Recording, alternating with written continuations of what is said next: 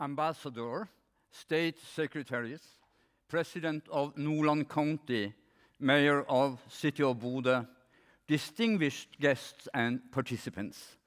It is an honor for me to welcome you to this seminar celebrating 30 years of cooperation between Nord University and our many Russian partners. 30 years is in general not a very long time, but at the same time, it includes a lot of activities, people, and thousands of memories. To tell you a little about what we have been doing, we have prepared a video. And now you will, for 8 minutes, have some kind of an insight into what this cooperation has brought. So please let us have a look at the video.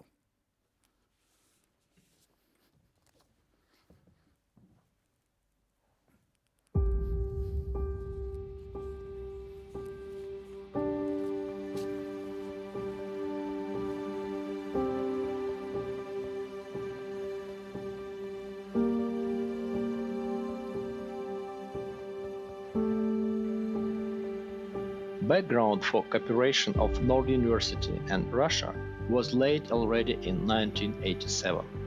Then Governor of Nordland County in Norway, Mr. Sigbjørn Eriksen, led a delegation to Russia and signed a cooperation agreement with Leningrad Oblast. The agreement covered areas of education, culture, business and people-to-people friendship. Following this agreement, in 1991, Dean of Bodø Graduate School of Business, Frode Mellemvik, goes to St. Petersburg with Norwegian delegation. In St. Petersburg, Bodø Graduate School of Business finds its first Russian partner, Baltic State Technical University, VNMEH. The reason why we started to cooperate with Baltic State Technical University in St. Petersburg, there is not only one reason, there are at least 3 reasons. One is that BSTU at that time also was a very recognized technical institution, and we were advised to talk with the people at BSTU. And it was a very good meeting, the first meeting we had, and we met people and we met students that all were engaged in picking up new knowledge. And the new knowledge was the business knowledge, because as you know, at that time, Russia was in a transition and the market economy was also coming into Russia. Эта встреча была, в общем-то, случайной, потому что мы в то время, во время перестройки, пытались организовать обучение наших студентов основам рыночной экономики. И на одном из форумов вот эта встреча с Фрудо состоялась беседа, обсуждение некоторых планов. И так получилось, что вот эта взаимная заинтересованность вылилась в то, что вот такая программа, она состоялась. Самым трудным было определиться с точки зрения нашего, так сказать, законодательства, некоторых норм для подписания вот такого договора. Значит, здесь надо отдать должное руководству ВНМЕХа, которое в тот момент осознало вот эту необходимость и значимость вот этого процесса. In mid-90s, Bodø Business School and Baltic State Technical University implemented short-term courses in business administration in St. Petersburg. Several hundred students participated in these courses and 15 students continued their studies in Norway. In 1997, the partners launched a 2-year program, Master of Business Administration and Engineering, based at Baltic State Technical University. About 500 students participated in that program.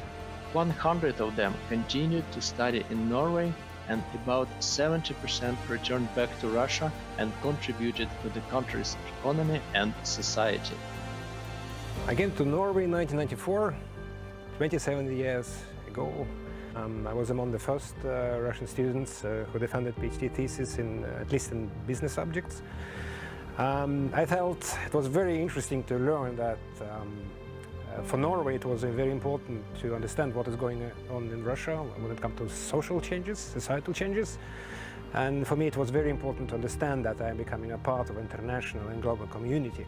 So understanding what is going on in Russia would be very important for Norway and globally. So knowledge creation is global and international. It was an exciting opportunity to study abroad, to experience firsthand Western style of education, and also it was an exciting opportunity to live abroad and demonstrate that you're capable to do it as a responsible adult.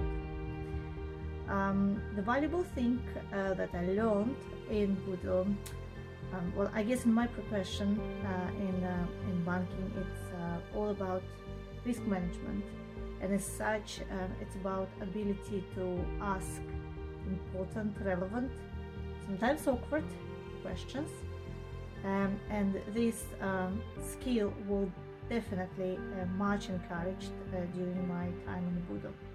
And the most awesome emotion that I have after studying in Norway is the feeling of permanent and almighty freedom. It means that you are free to study what you want and how you want. You're free to go to the library in the midnight, or to go hiking in the nearest hills, or cycling during the bright summer nights, or to fish from the pier when you want to eat, or to party as crazy as you can with your mates. These emotions will live with me forever, and I am very thankful for that. Thank you, Norway, for this opportunity and my experience. In the 2000s, we started to cooperate with universities from Murmansk, Arkhangelsk, Petrozavodsk, Moscow, Tyumen, and Ukhta. Today, the High North Center at Norwegian University Business School takes responsibility for cooperation with Russia. During the 30 years, we have developed partnerships with 14 universities. Together with our partners, we launched 9 study programs, educated about 3,500 students, and implemented many research projects. Мы всегда должны удовлетворять запросам наших слушателей. Это взрослые люди, которые являются руководителями, которые точно знают, что им нужно. Поэтому каждый преподаватель и я как руководитель в том числе должны обязательно подстраиваться и давать тот материал и те методики, которые будут полезны им в их бизнесе. Most of the research at the High North Center is devoted to socio-economic development in the Arctic. The Arctic is the area of strategic importance for both Norway and Russia. One of our newest joint degree programs is Master of Science in Global Management, developed together with GIMO University in Moscow and Shanghai University in China. I studied energy management on a joint degree program based on cooperation between Norwegian University and GIMO University in Moscow. The program opens opportunities for professional growth in oil and gas industry, and I believe that this educational cooperation between Russia and Norway is highly important, especially in the energy sector. I enjoyed learning more about sustainable growth and development of the High North, environmental changes, especially those related to global climate change.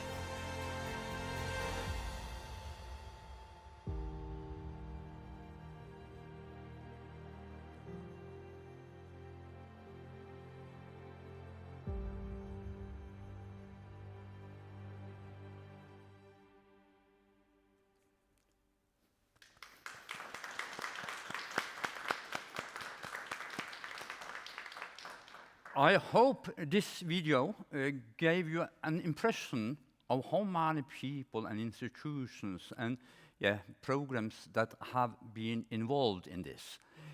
In this opening session of the celebration, we try to cover 3 levels that have been very important for the cooperation. One is the national and also the regional level. where we are focusing on the frames of the importance of the cooperation between Norway and Russia. And on the second level, we focus on practices, how this is done in practice. And on the third level, we focus on the action that we have been carrying out in this cooperation. We should have wished that we could have done this in an ordinary way. When we celebrated 20 years, we were 500 people, a lot of ministers, a lot of top businessmen and so on gathered in St. Petersburg. Now we have to do it in this way, and this is not the easiest way for a dialogue, but you could put your questions and comments on the chat, and we will try, if there is time, to come back to them. If we can't come back immediately, we will come back to them later. We will now start with the first level, that is the national level, where Norway and Russia is making the ground for the cooperation. And I am very happy that you, State Secretary Audun Halvorsen from the Norwegian Foreign Ministry, could be together with us. You know us very well, and you have been close to us over a long time period. So please, Audun, the floor or the microphone is yours. Thank you so much, Frode, and thank you for those warm words of welcome. And I really think the video shows the scope of your excellent cooperation with some great Russian institutions and really the importance of what you are doing. So, Ambassador Ramishvili, colleagues, dear friends, it is a great pleasure for me to attend this 30 years anniversary of cooperation between the High North Center at Nord University Business School and Russian institutions. And I think in addition to the three levels that Frode mentioned initially, today perhaps you will shed light on three other dimensions of this important Norwegian-Russian cooperation: the past, the present, and the future. And bridging all these dimensions of time and space is, of course, no mean feat, especially in a few minutes. So I sought some inspiration from one of the greatest writers in world literature. And in Yevgeny Onegin, the great Pushkin writes, quote, "He filled a shelf with a small army of books and read, but none of it made sense. Those of the past were outdated, and those of the present were obsessed with the past." So Pushkin gives us a kind reminder of how difficult it can be to prepare for the future as it so soon becomes the past. The past 30 years have indeed been very eventful, for better, occasionally for worse. Relations between Norway and Russia have been important during all these years, and they remain so.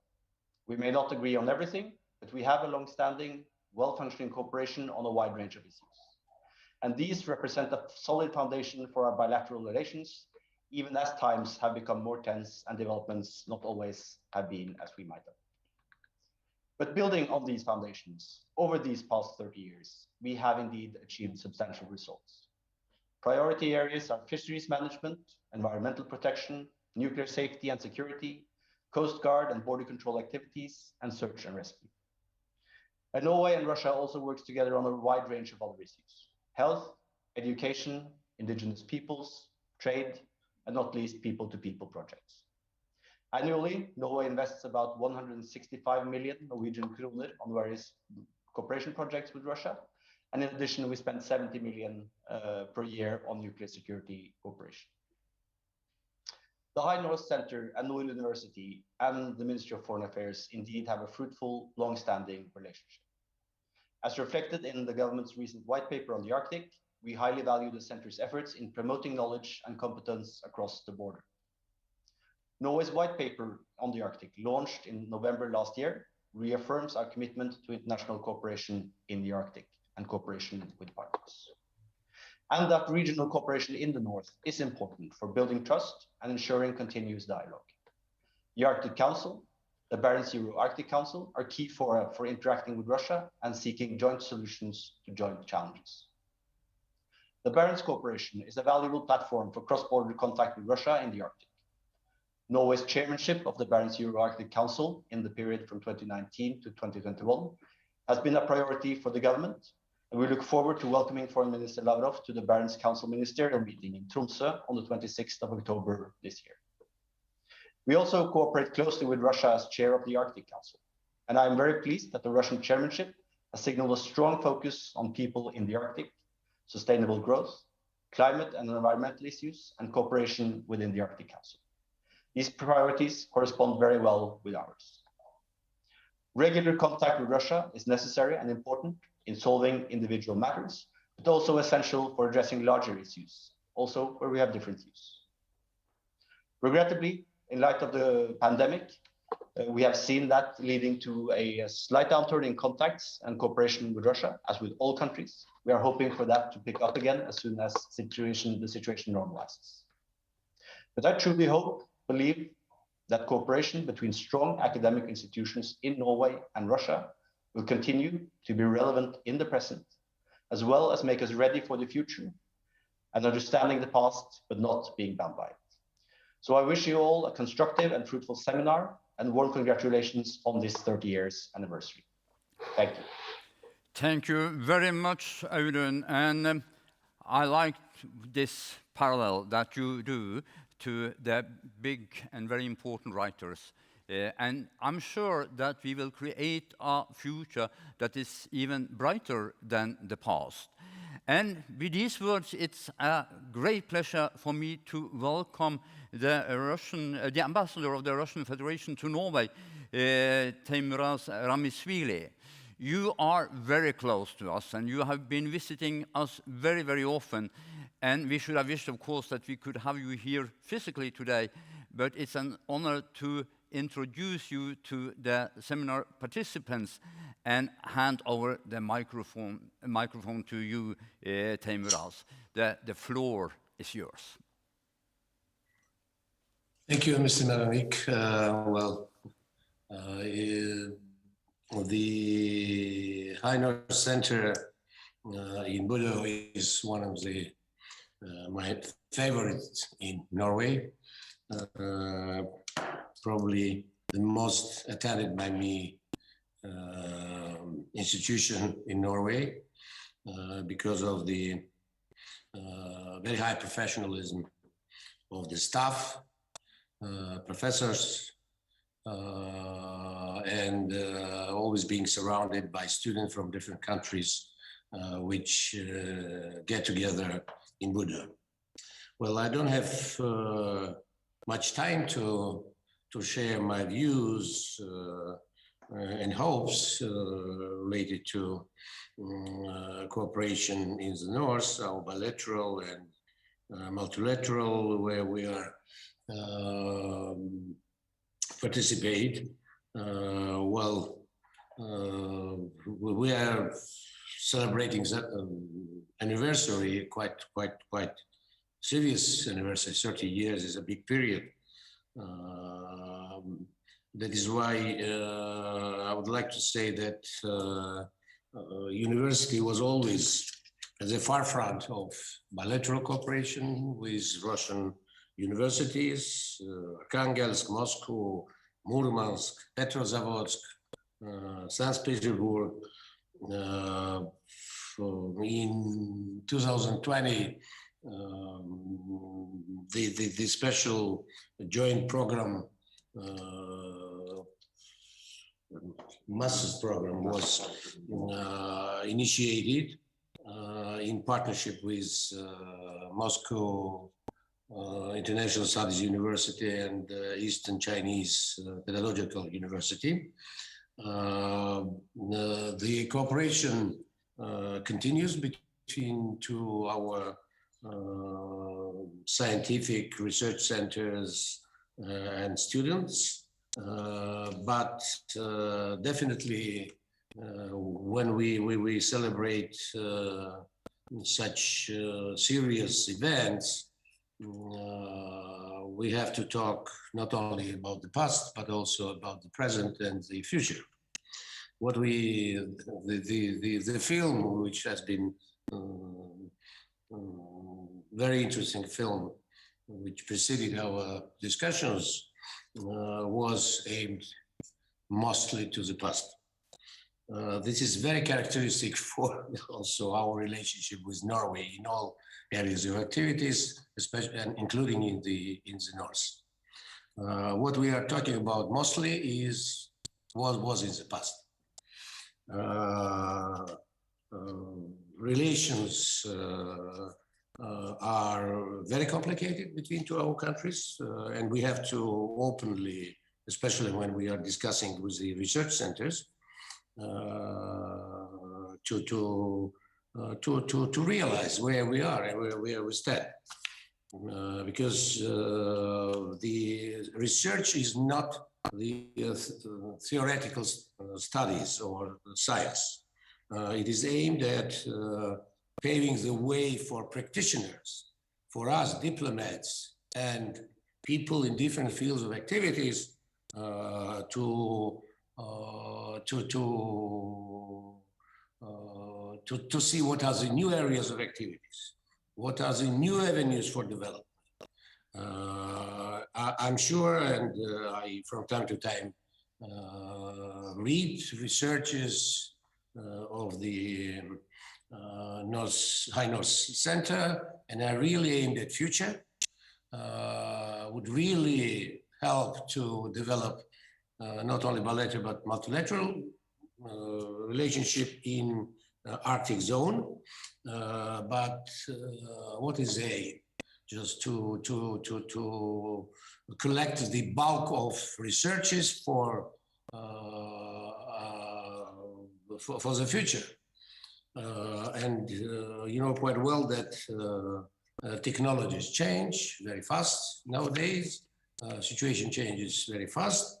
I'm not sure these researches will be in line with the realities when situation will be ripe for putting into practices what has been researched and is being researched jointly and separately by the High North Center. Well, I won't be going into details, but when the bilateral trade turnover, for example, Norwegian export to Russia in few years was cut by 4.4 times. Really the question is, especially for public opinion, what are these ladies and gentlemen well paid, both in diplomacy and in science and technologies, do if nothing follows the research? So I don't, you know that I'm very often I'm very critical because I really dissatisfied how the relationship developed. Last year or two have been, we witnessed also even further difficulties for the economic development, including for the North, for the sake of the North. Discriminative practices has been initiated against Russian business in Norway without clear-cut explanation. So the bilateral economic commission, which has been reinstated a few years ago, didn't meet for several years. I think one of the reasons is because there is nothing to discuss in practice. So we have to think about really, and the students have to think. We have to share with students the real situation, what they are going to, in what kind of research they have to be involved, what they have to study, both in Russia and in Norway. By the way, the figures, the number of students has been also diminished since 2016. So it nearly cut by 2. As far as I know, altogether in 2020, there was just a little bit more than 680 Russian students studying Norway compared with nearly 2,000 a few years ago. Even much darker picture is as related to Norwegian students in Russia. It's around 50. So that is why I'm happy that most of these students are in one way or another related to High North Center in Budur. That means university and the center really tries its best to improve the overall situation. But the practices, even in the capacity of the chair of the Arctic Council, is not very much bright for the time being. I don't know if the science and business is lobbying in Norway.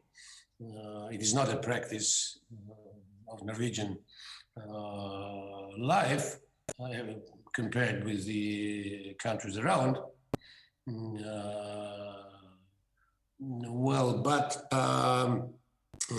I'm sure that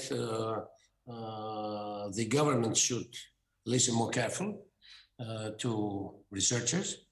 Well, just one example, Northern Sea route. Well, the government is nearly filibustering the issue. The business is approaching us, requesting the further consultations with the governors of this project, to very much interested in developing bilateral cooperation and using that route, which is 3 weeks shorter than the traditional one. But the government, the Norwegian government, is not very much interested in it. Well, this is the question. How we are going to achieve the goals which have been announced in the Arctic Council and bilaterally many times, if we do not get into discussions, even if we have some concerns, of really new logistical economic projects which are just in the Arctic zone. Well, another example, I will be giving you only very vivid examples.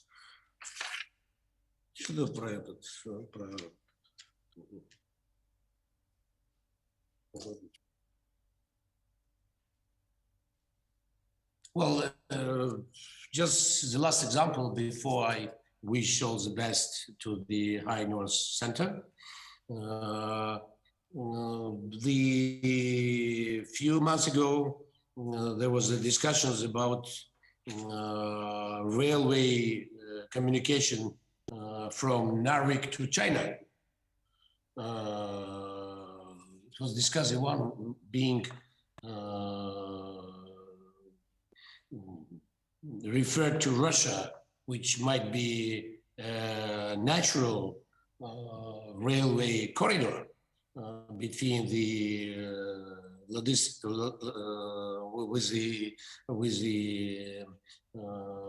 Northern Sea route and Norway and Asia. Well, that is why I think that my idea is that we have to look at the situation not in a very general context, in a very theoretical one, but to see while researching particular interesting logistical and other issues, problems related to development of the High North, including with reference to the issues of climate change, which needs a lot of confidence and cooperation and economic cooperation and funding, without being realistic and trying to send a signal to our students to see, probably they will teach the governments how to find new opportunities for cooperation and overcoming the lack of confidence which definitely prevails in relationship between Russia and Norway. My best wishes again to the High North University, Mr. Frode Melvik. We are continuing to be staunch supporter of the work of the High North Center and the work you do. You really are one of the best, and I wish really very good success in the future. Thank you. Thank you, Mr. Ambassador. I am looking very much forward to be discussing some of the ideas that you brought up, not at least in research. But we have to go ahead, and the next speaker is the President of Nordland County, Thomas Norvoll. As you saw in the video, we would probably not have started this cooperation if not Nordland County had helped us into that. So it's a pleasure to hand over the floor to you, Thomas. Thank you, Frode, and dear everyone. It is 3 decades ago that Nord University, at that time it was named Bodø University College, established their first contacts and cooperation with the Baltic State Technical University in St. Petersburg. At that time, as we could see in the movie in the start of this meeting, the Nordland corridor to Russia had already been open for some years. The county mayor of Nordland County, Sigbjørn Eriksen, had already initiated contact with Leningrad Oblast back in 1987. 2 major events took place in 1989 and 1990 when large-scale culture and business delegations from the 2 regions visited each other. In the years to follow, the collaboration between partners from Nordland and Leningrad region was extended. A lot of organizations, businesses, and municipalities, they became involved. Frode Melvik was then dean at Bodø University College, and he saw the possibilities for cooperation as Russian institutions were opening up, a process which itself was a consequence of the cooperation that had been established at the regional level. Well, you all know Frode, he's a man of action, so he seized this opportunity. The Barents Cooperation, which was established in 1993, 2 years after the dissolution of Soviet Union, opened new doors for cooperation between Scandinavian countries and Russia. The Norwegian Barents Secretariat was established the same year as a tool for a financial mechanism for the cooperation between Norwegian and Russian partners. The Barents Secretariat became an important partner and financial contributor to Frode's initiatives in Russia. In the years that followed, Bodø University College initiated and established contacts with universities all over Russia. The very first practical project financed by the Norwegian Foreign Ministry was the education of economic students in St. Petersburg back in November 1993. After returning to Bodø, Frode was very enthusiastic in his statement to the local newspaper. He said that Russian students had a high level of understanding in social economics, but they lacked some knowledge regarding accounting.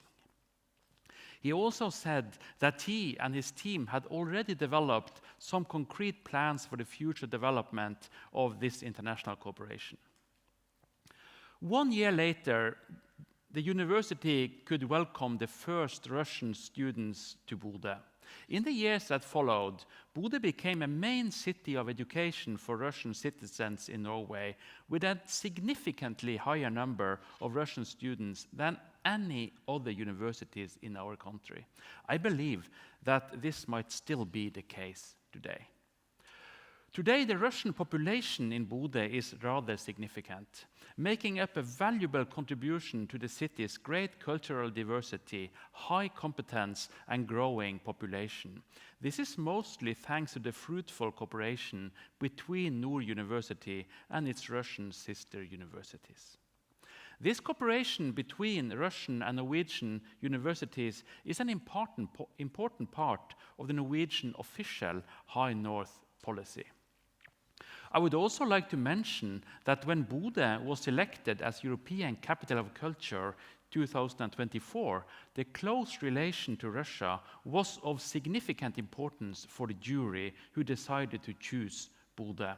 I hope that the cooperation between universities also will be a highly visible element in the city of Bodø during 2024. I'm really impressed by the results that Nord University has achieved during these 30 years. Also, I'm proud to say that this is partly a result of the cooperation between Nordland County and Leningrad Oblast, which is a cooperation that we still highly appreciate. I would like to finish my little speak today with the sincerest congratulation for the first 30 years of cooperation. I am looking forward to following your important work in the years to come. Thank you so much, and congratulations.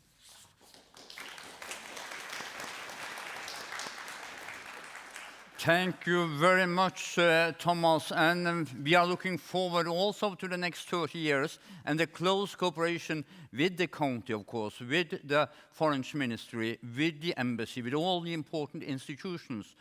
And not at least with the ministry, the Norwegian Ministry of Education and Research. They have always been close to us. The minister himself has been with us in Russia many times, and the state secretaries have also always been very close to us. So I am very happy that you, also Marte Johansen Haringmo, who is the state secretary in the Norwegian Ministry of Education and Research, could be with us today. I know you are very busy, because maybe not all Russians know it, but it's a parliament election going on, and you are running for the parliament. So I wish you all the best, and hand over the microphone to you. So please, also Marte. Thank you very much. Dear participants, dear colleagues, thank you for inviting me to participate at this seminar and the opportunity to say a few words on behalf of the Ministry of Education and Research. But first of all, I think congratulations to the High North Center and the North University Business School with the 30 years anniversary of cooperation with Russian institutions. I think it's an important achievement and a cooperation characterized by knowledge and competence, entrepreneurship and innovation. And I think it's been of mutual benefit. The end of the 1980s and the beginning of the 90s were important years in our close history. Events in these years gave us new possibilities, in particular with our neighbor in the east. However, this does not mean that such cooperation did not exist before. We can look back at many years with trade and cooperation. In other words, cooperation with Russia is not something new. But the cooperation has developed over the years. We've gone from traditional trading to cooperating about the development of knowledge and exchange of experiences. It's about the green shift today and the blue economy, and not least, it's focusing on the development of knowledge about the High North, a research cooperation of strategic importance. You at Nord University have been pioneers and the driving force in the knowledge-based cooperation in the North, and you have a unique knowledge basis. You represent also an important institution in order to continue the good cooperation. We need high-quality institutions of higher education and research in the High North, and it's important for the development of the region, especially in the areas of climate change, the environment, the management of resources and energy in the High North and in the Arctic. And for the future, we see even more opportunities. What are the implications for the High North of the Northeast Passage to Asia? And how can education and research contribute to making the shipping route both profitable and safe? The government underlines in the white paper to Parliament that Norwegian education institutions should continue to contribute to the international debate on Arctic issues based on facts and good analysis. Russian institutions will be important partners in this endeavor. In this way, Norwegian institutions in higher education and research can participate in the promotion of Norwegian interests in High North. And the government will continue to give priority to research, innovation, and higher education in Northern Norway. We will strengthen research at universities and institutes. And not the least, we will strengthen international cooperation in research, for example, in the implementation of the Agreement on Enhancing International Arctic Science. We also have recently presented a new strategy in which Russia is a country of priority. We need more knowledge and contact with one another. Norwegians who speak Russian and Russians who speak Norwegian, people who understand the cultures. We must continue with mobility for students and research towards Russia. Mobility is beneficial both for Norwegian students in Russia and Russian students coming to Norway. And we see that Russian students have contributed to internationalization and enhanced quality at the Norwegian institution. It's important, and we believe Norwegian students contribute in the same way. 30 years of cooperation is a long time in one perspective, but at the same time, in a historic perspective, it's only a beginning. And I wish you even more success in the coming 30 years. Thank you, and good luck with today's seminar.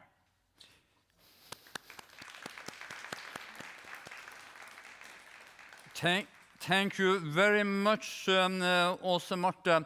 And we will continue, and I'm looking very much forward to the 40 and hopefully also the 50 and 60. Whether I am there then, I don't know, but the cooperation will be there. Thank you to all of you who have given us your perspective on this national and regional level of cooperation between Norway and Russia. We will now continue with the next level, and that is the level of practice.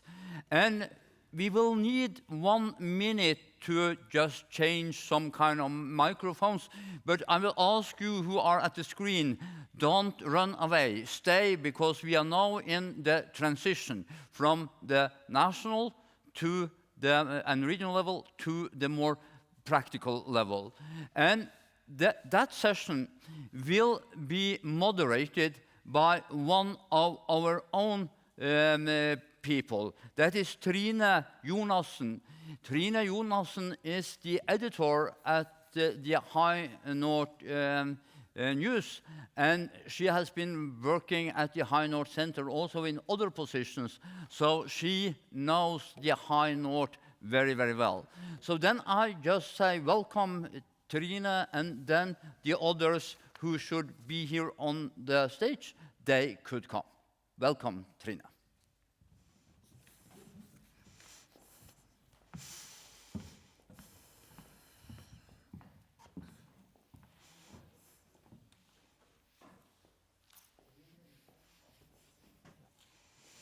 Der det en person der, og her. Vi har en meter. En meter, skal vi se. Ja. En og en, og selve her da, kanskje. Yes. Yeah. Welcome. I'm just making sure that nobody touches each other. Welcome to this talk about the importance of Norwegian-Russian cooperation in practice. This highly competent panel consists of both representatives of the research field, education and governance, and we have two with us on screen as well. So let's shed some light on the current situation of what Russian-Norwegian cooperation looks like in practice. I would like to start with Hanne Solheim Hansen. You represent education in this panel.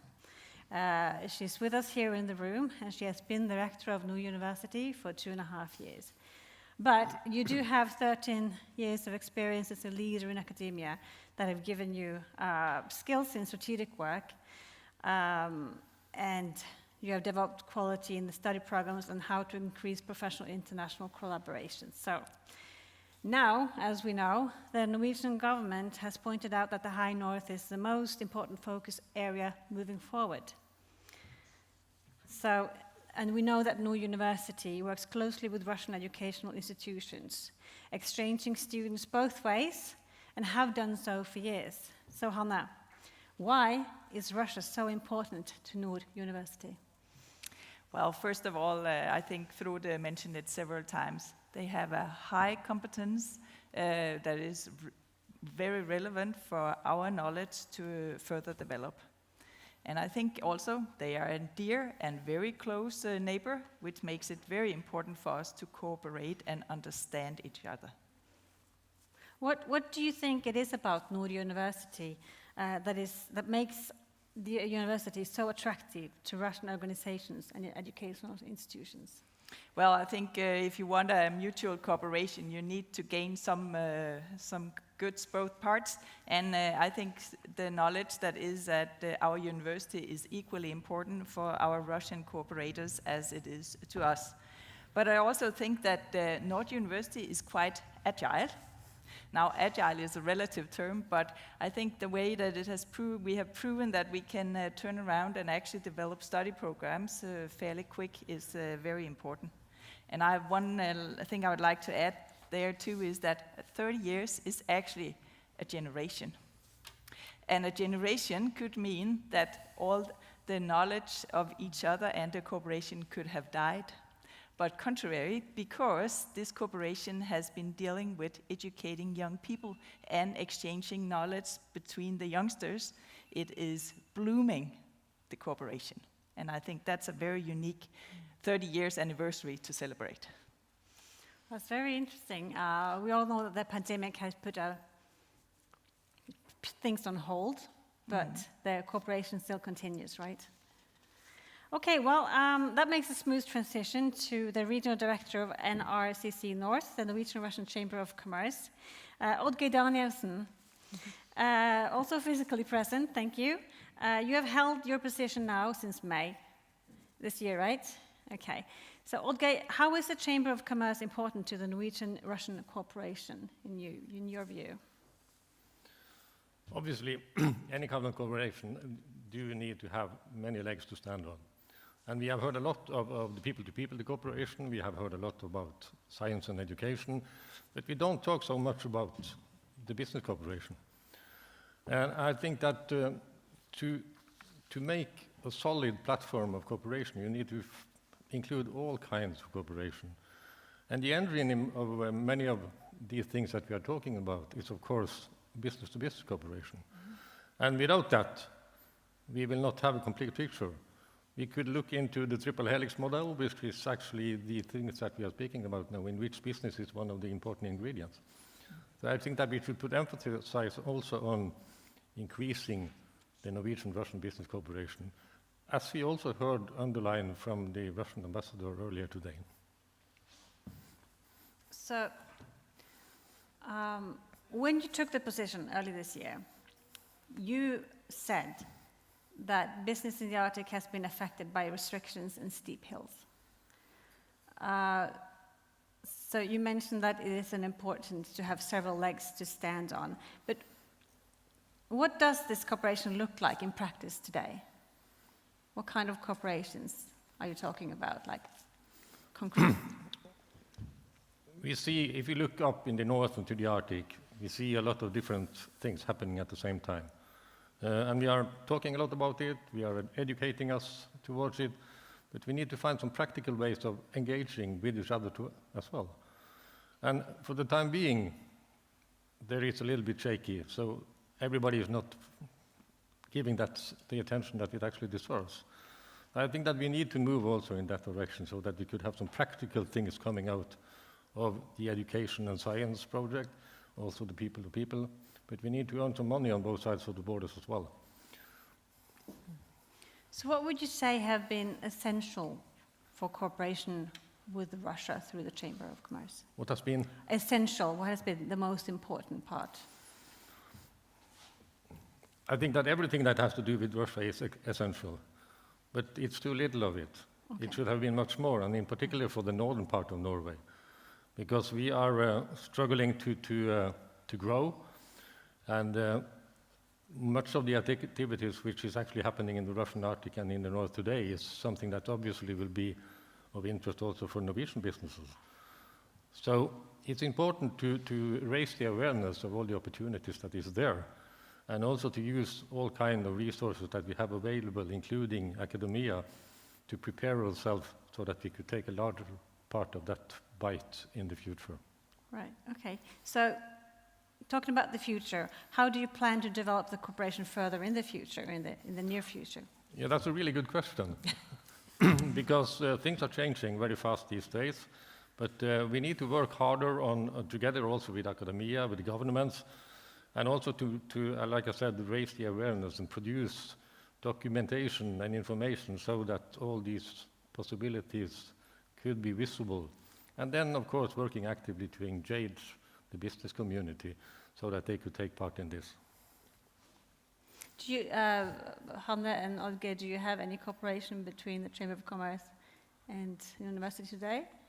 Are there any lines of communications? We have an active dialogue. I think that we could have a more active dialogue and working together on concrete projects with some clearly defined targets on how we are going to move ahead for the future. Okay, thank you. Let us move into the research area. Kristin Høiby, she's with us online. She has a long history with Russia and has been working with Russian issues since the 1980s. She has worked as a consul in the Consulate General in Murmansk since 2015, and she has been a special advisor at the Norwegian Research Council, a position that she still holds, as well as a point of contact for research in cooperation with Russia. Are you with us online, Kristin? Yes, I am. Oh, hello, there you are. everybody. Hi. Thank you for joining the talk. Tell us, what is the Research Council doing to ensure a healthy cooperation with Russian organizations and institutions? Well, first of all, we fund projects, bilateral projects between Norwegian and Russian research institutions. We think that is our main tasks, but we also are an advisor to the Norwegian government on which countries should be part of the Panorama strategy. And in this respect, Russia is a partner for Norway in the Panorama strategy, which we think are very important. And in order to enhance this, we then have bilateral joint calls with the Russian funding agencies in order to strengthen also different parts of the Norwegian-Russian research agenda. Okay, so let's talk about roadblocks. Are there any roadblocks when it comes to this cooperation, or is it all smooth sailing? Yeah, well, of course it is, as in any cooperation. The basic one is that people maybe do not know each other too well. That is why it's so important that people learn each other cultures and languages in order to clear the path of the most basic roadblocks, which are understanding and dialogue. But I think that maybe you refer to other roadblocks like that are more of a legislative nature. And it is, for the past years, appeared some difficulties for some cooperation between Norwegian and Russian institutions when it comes to being paid by the Norwegian side. So that is why we try to make amends of this by having joint calls with the Russian funding agencies. So they fund the Russian researchers and we fund the Norwegian researcher. And in this respect also then trying to clear away some of the bureaucratic hindrances. Okay, how is that going? It's going quite well. We started these bilateral joint calls in 2011. And we have quite a lot of projects that has finished their cooperation, and we have had new joint calls in the past year, and we prepare a new one for the next year. Okay, so things are moving in the right direction. Thank you, Kristin. In your opinion, you have experience both from the research field and politics and governance. What are the major differences between business politics and the world of research when it comes to Norway and Russia working together? I'm not sure it's big differences. Research are also a tool for the politicians. It's a tool within the science diplomacy, opening doors and, as Ambassador said, paving the way for practitioners by getting the knowledge to the practitioners, both in business and in politics. But also, I think it's important that research and business life work together. And that is also why we launched a 30 million call for proposals last year, where the academia and the businesses should work together in projects in the Barents region, and in that way, through practical work, help each other to understand the matters from different angles and perspectives. Okay, thank you, Kristin. Let's stay in the field of research and hear from marine biologist and project director at Planiva, Salvadava. He's here in the room with us. Welcome. Thank you. Thank you for joining. You have worked closely with research and counseling attached to the Arctic Ocean for 30 years, correct? And thus also worked closely with Russian researchers. Change the papers. So, Salva, I have heard that your work has been driven by a personal interest as well as research. What was it that pulled you in this direction towards Russia? Tell us something about that. Well, it could be many things. I would like to emphasize 3 things today. First of all, we have to realize that our generation is children of the Cold War. That situation when you had the nuclear threat that could destroy the known world just in seconds was in our head all the time. And when Gorbachev came forward suggesting further cooperation, I thought this is important to jump to this train. And then, so in a way, it was partly also a peace mission where you crossed the border. You met with those people who just a few years ago had been sitting in their barracks waiting to attack Norway. To meet with them, to discuss with them, that was a peace process. Second, it was a science. There was a lot of discussion and awareness of environmental issues in the high north, not only in Norway and Western world, but also in Russia.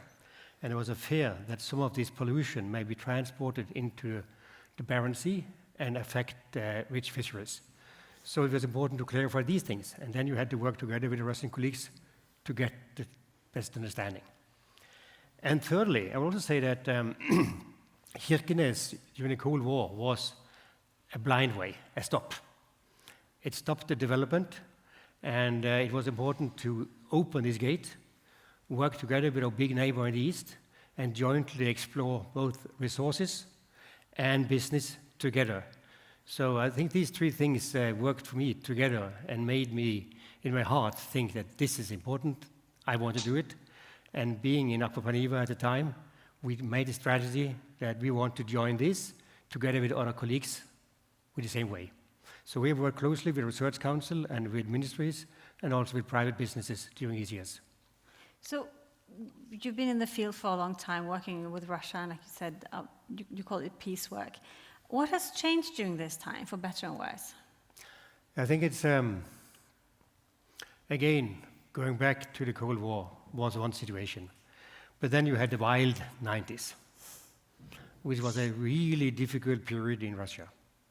And a lot of people in the West didn't really understand how it was. And so we have to understand the nationalism which came later into Russia with Putin, that people wanted some safety, wanted some quietness. So in the nationalism which developed in Russia also has a reason, partly in the back in the 90s. So the development went really well during this period into the 2000 and further on. And as Kristin mentioned, the cooperation with Research Council and Russian counterparts developed well, positive. But we also listened to the ambassador recently, and he was very honest and said that not everything is well. There's a lot of hindrances which make what we all want. It doesn't happen. In many ways, not only in research, but also in business and people to people, restriction on travel, etc., etc. It's not good. There are a lot of hindrances now, and I think definitely we have to be realistic and say that these hindrances are not between those people working together. It is above, and it has to be solved on the, in a way, the national, international level. So we have to find a way to get around this regime we have now, which are reducing their possibility to work together as we all of us want to do. Okay, thank you, Salva. So let's talk about that regime and let's talk business for a minute. With us online, we have a man that has extensive knowledge of what it means to cooperate with Russia in the world of business, Felix Tschudi. Hi, welcome. Thank you for joining online. Felix is the chairman of the board of a family-owned shipping company that has Nordic roots and global reach, as they say. It's the Tschudi Group. He also plays a role in Center for High North Logistics and is a member of the Northern Sea Route Public Council in Moscow. Felix, what does the cooperation with Russia look like from your point of view right now? I think the basis is, of course, that we are neighbors in an increasingly important region, and that's an extremely important point to always remember. It's also an important region for economic reasons. I mean, there are resources which the world needs.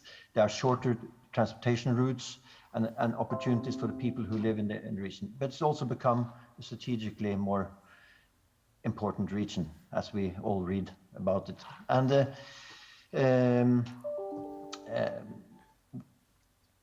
I have a little bit the same background to Russia as Salve, that I was always brought up with Russia as a country of, in a way, Soviet Union as a country of which one could fare, and then of course the interest turns into interest, and coming from business, of course, I believe that trade and business is the absolutely best way of keeping people talking. There are natural interests to find common solutions to actually create something which has value to both sides. And so from that point of view, I believe trade and business is extremely important to keep the tension down, to keep the interest in knowing and understanding each other up, and and from that point of view, expand the cooperation, which is then involving, of course, science, or involving politics, involving all aspects of society. So that's my take on it. I think the cooperation with Russia is just extremely important for Norway as a small country in the north, as a neighbor, but I think also for Russia, because we are the neighbor to the west and towards the Atlantic in the north. What are the challenges that your company is facing right now? What are the obstacles? In the cooperation, I mean, it's been fluctuating, as was mentioned, with the times, with the set political settings and so on. Of course, since 2014, obviously there has been tightening of the screw on both sides with regard to sanctions, with regard to attitudes, I would say, and that has an impact on business as well. And of course, you have other factors such as the currency rates, oil prices, and so on, which also impacts a lot on the ability to actually cooperate. And of course, there is from 2014 onwards, Russia had more emphasis on finding its own solutions, which is totally legitimate. But of course, that makes business a lot more complicated, because you always, in a way, competing as a foreign company with one arm on your back, in a way, because there is a desire in Russia to find its own solutions, and that means that it's quite difficult sometimes to actually reach conclusion of business transactions and cooperation. So you obviously have some thoughts about what could have been done better. Felix, in your dream scenario, let's say you had all the power in Norway for a day. What would be important moving forward? I think you have to think long term, and we are talking about a geographical region. Let's say if I should be the one deciding for one day, I would have to focus on something. I would focus to the north, and you have to have long-term views and ambitions. And I think the first one I would really look deeply into. Of course, not something you decide in one day, at least not as in Norway, but that is infrastructure. Infrastructure is the catalyst for activity, and infrastructure is scarce in the Arctic, both on the Norwegian side and on the Russian side. Of course, Russia is enormously large, and therefore there's less infrastructure, of course, relatively speaking. And but here, this is an area where if you actually invest in the infrastructure, it lasts for a very long time. It is it's the, as I said, the catalyst for starting activities around it. It could be ports, it could be pipelines, it could be of course electricity is also energy is extremely important. Of course, these days data cables and cables, optical fiber and so on are extremely important. We have the project which has been talked about, but it's a long-term project. I think could be very important. It's the one which is called the Arctic Rail, which is actually connecting the Far East to the Central Europe via the Northern Sea route, Kirkenes and Finland, and could be a very important transport route in the future. But of course, this is infrastructure. It takes a long time, huge investments, but it has also extremely long-term positive effects. The second one I would really look deeply into is that the Arctic or the North, in fact, all of Norway, and Russia are very rich in resources which the world needs. And there is natural gas, there is wind power, there is hydroelectricity. We all need that. It is necessary, and we have to change. There is a transition going on. And we could, of course, in the Arctic, in the North, play a very important role in this, because we could be the ones supplying Europe, and for that sake, parts of Asia as well, with green energy in the form of blue hydrogen or green hydrogen, which could be produced in situ in the North and then transported to the markets. Alternatively, it could be used in the North for actually doing processing of the resources which are there, thereby creating more value and being more robust through the cycles and leave more on the table for those who live in the North. So we could also then, one had to think about what to do with this, the carbon, the CO2, which is captured, which can also be employed in industrial processes and can be done in the North as well. So I think those are the two: infrastructure and the use of the resource of the North to produce solutions, green solutions for the future. Thank you. It sounds like you would need more than a day. Yes, I think so. We do have a politician with us in the panel today. Ida Pinnera, she's the mayor of Bodø. We are getting to the end of this talk, so I have some more questions for you in closing, but Ida, let's talk friendship. You are the mayor of Bodø municipality. Bodø has a friendship town in Russia, Vyborg, in Leningrad Oblast. Leningrad Oblast has been on the table before today. Have you been there? I haven't been in Vyborg yet, no. Okay. Have you been in Russia? Yes, I've been many times in Russia. I've been working for Frode, so... Of course, stupid question. Yes.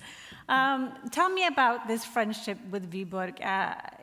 It's in Leningrad Oblast, it's close to the border of Finland, it's far away from Bodø. How does this friendship work? The sister city friendship agreement was signed 31 years ago, and it started with a cooperation, a classic actually cultural exchange, school exchanging, and people meeting each other.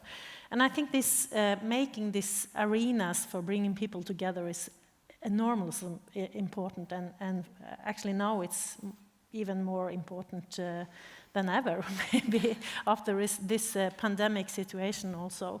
And you know, it has been ups and downs also in this work, but we have been keeping the contact all the way. And 3 years ago, we renewed the agreement with Viborg, and we started the work with our youth again. So our youth council was there in 2019, visiting youth of Viborg, and are discussing how they can develop this friendship for the future.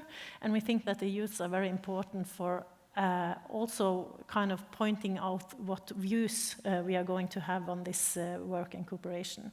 And also there has been, of course, discussions about tourism, businesses, and all these important fields, and actually environmental changes and protection, and how we can work together with that.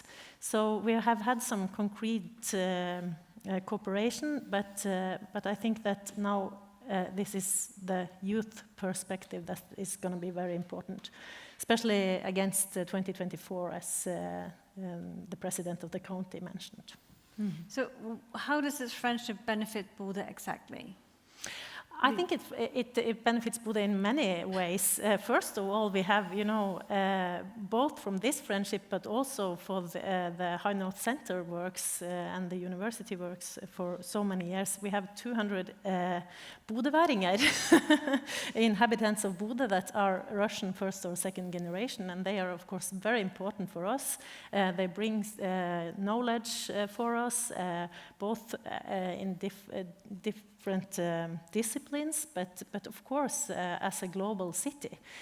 So they are very important for us, and I think that the friendship and the sister city works is a low-key step in how can we discuss maybe things that can be very difficult and on a high level, but for us, what's in it for us to be together? And of course it has to do with the large question as peace, yeah. But also as understanding each other and develop knowledge for the future. So there is already established a connection between this friendships, town, and research education. Yeah, I think it's very important for us, and it benefits us very good. And I think that if we can be different from some of the other cities because we are good on the Russian cooperation, I think that is a good thing for Bodø, but it's also a good thing for Norway, that some of the cities really know how to work with this. Yeah. Well, thank you, Ida Pinnera. In closing, I would like to ask Rector of Nord University, Hannes Wilhelm Hansen, this.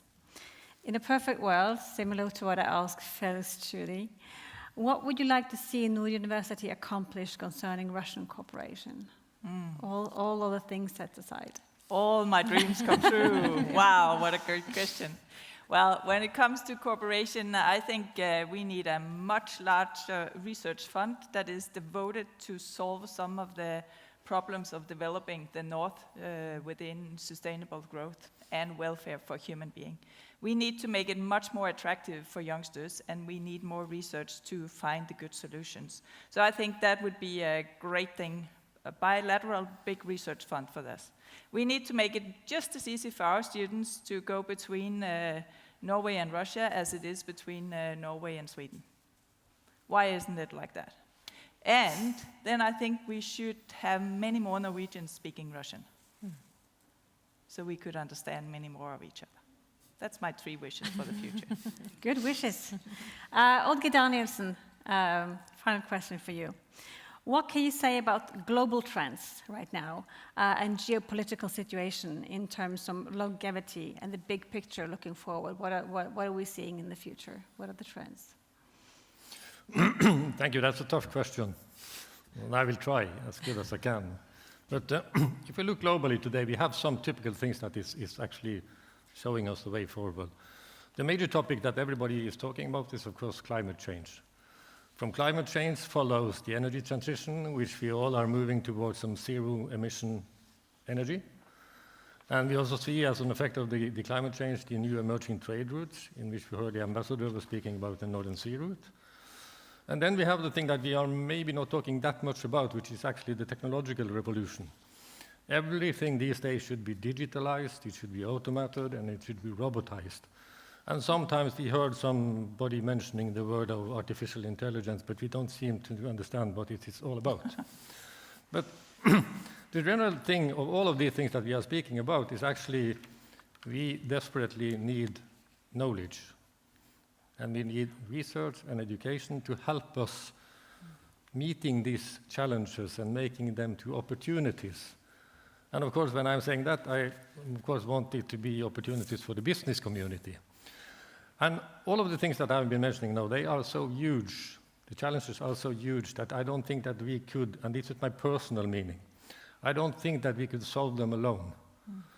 If you are going to solve these challenges and make them into opportunities, and in particular in the Arctic, we definitely need to work closer together with our neighbors. And if we manage to solve all of this together, then it will be a good future for all of us. Thank you.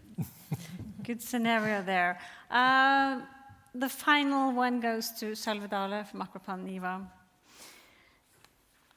Where we have that. Where do you see, I would like also to do a future scenario, where do you see cooperation heading in the future based on your point of view and your experience? Is it good or bad? My reaction is somewhat like Oddgeir's, this is a huge issue. Again, when you think Norway is by destiny a neighbor to Russia. That is given. We have a geographical location which gives them. We are sitting on resources together. We have to manage them together. There are huge resources that we could develop together in a good way in the future. Now, we don't really do that. Okay. So I think we have to have really a strategy of overall strategy, because to my understanding, this is also the way forward for Northern Norway and Norway to work with Russia. That is the only natural thing to do, because here it's our backyard, so to speak, and we have good understanding across the border. We know people, a lot of us have been working there for 30 years. We are welcome to come there. So again, back to this sanction regime as we have now, we have to understand it also on the long lines of cooperation with Russia. And we have to understand also Russia's point of view in this situation. And not only bang on to our way of thinking about the situation. They have their very understandable reasons for being a little bit reserved towards the West. So again, if we could have a situation where we sit again together around the table, as we did some, well, not we, but say those who are our governors or bosses on a national level sit together as they did for 15 years ago, thinking big thoughts ahead about infrastructure, as Felix is talking about developing resources, etc. That will be my really wish. However, looking at what's happening now, it seems a way forward.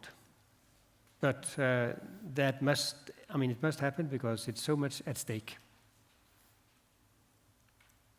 So you leave it at that. There's a lot of stake. Yeah. Okay. That's a little bit ominous, but okay. Thank you very much. I don't think we have time for Q&A. Thank you to the panel. I hope you're a little bit wiser today. Thank you. Thank you.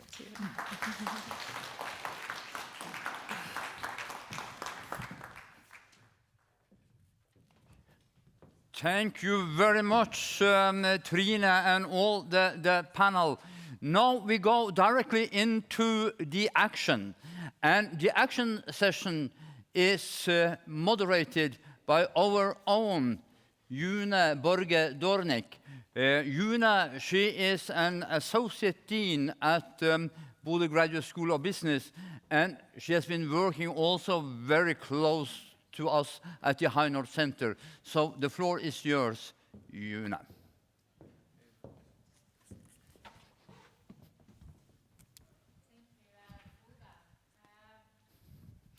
So I'm standing here all by myself, but I do have a panel with a lot of, how to say it, contributors to the cooperation between Nord University and Russian universities.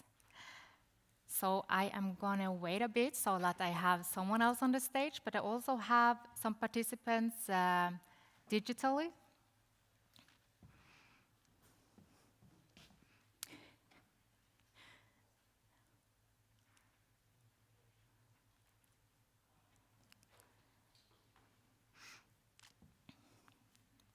We have a technical change down here.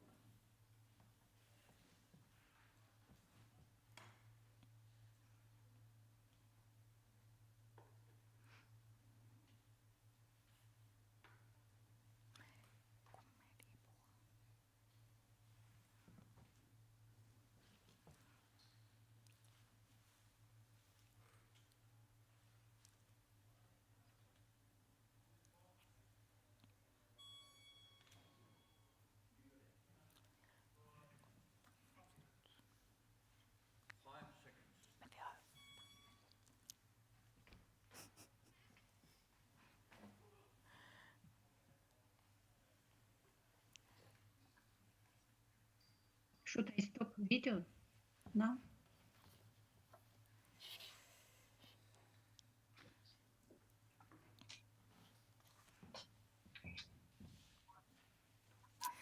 Okay, so we are back on. That's good. We have all learned that Nord University, with the High North Center at the Business School, have been the accelerator for the cooperation between Nord University and several universities around Russia. I could also say that the High North Center has been the locomotive for cooperation between Norwegian and Russian universities for all these years.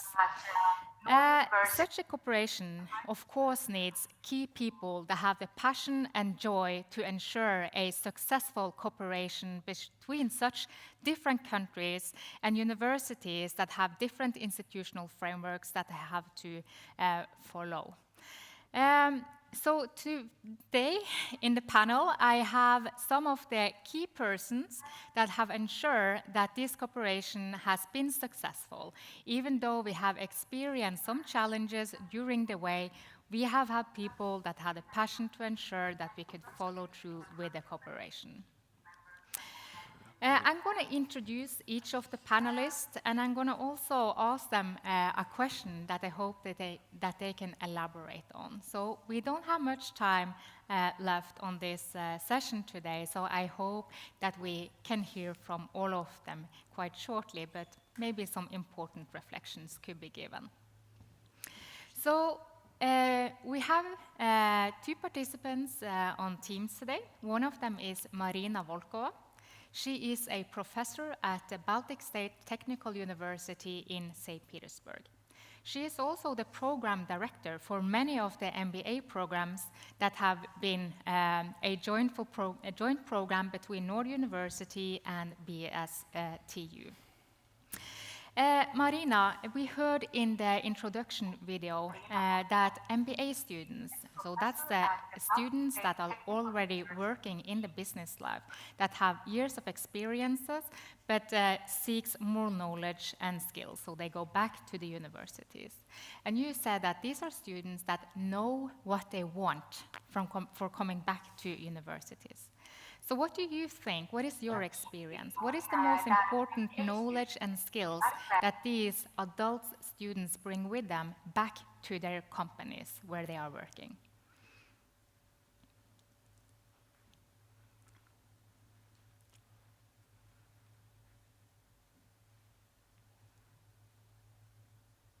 Should I say? Yes, please, Marina. Yes. Yes, yeah, I agree. Our MBA students are adults with working and life experience. They know what kind of knowledge they want to get. And it's knowledge not from textbooks, but from real business. And the business practice in Norway, in Bodø, for all these years is very useful for them. They get a chance to study at a Norwegian university, visit real Norwegian companies, and combine their practical experience with theoretical and practical knowledge. It's about MBA. Thank you, Marina. You also have had more younger students in the program studying sustainable management. So that's a quite relevant topic for today. These students, where are they working today? So how can they benefit from the knowledge about sustainable development when they are searching for new jobs?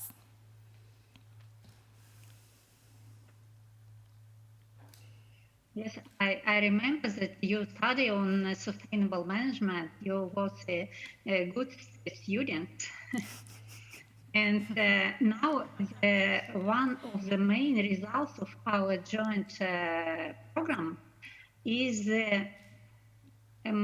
more of our graduates is teaching on our program. It's very cool because they give master classes and they talk about situation of their real business. Yeah, I think I also would agree that maybe one of the benefits with the programs that Nord University has with the Russian universities are the practical perspectives that we actually provide students. So we go beyond the theoretical knowledge and skills and to actually learn students about context and sectors. So I think that's quite valuable. We also have Director Sergei Vasilyev on Teams today. Director Vasilyev are the practical perspectives that we actually provide. I'm terribly sorry, but I have two channels overlapping, so I can hear you twice. There is some technical problem, sort of. Quite valuable. We have some echo here. Is it echo also on the people that are following online? May I suggest to close the web browser, perhaps? I'm terribly sorry, but I have... So the technical people, is everybody hearing the echo, or could I continue? Yeah. Okay, so it stopped. Sergei Vasilyev, you are the Deputy Director at International Institute of Energy Policy at MGIMO University. You have been in the forefront of developing study programs together with Nord University, focusing on energy management. Last year, you changed a bit on the program, moving beyond from the energy perspectives of oil and gas, the sector, by incorporating more perspectives on green growth, launching the program called Global Management. And Vasilyev, Marina talked a bit about the skills and the knowledge that the students bring with them back to their companies.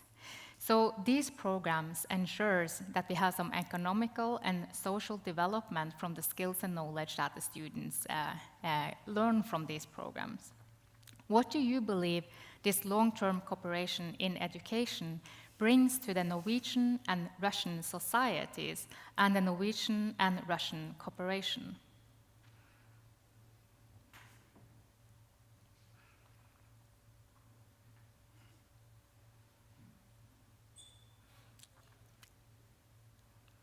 Do we have Sergei Vasilyev online?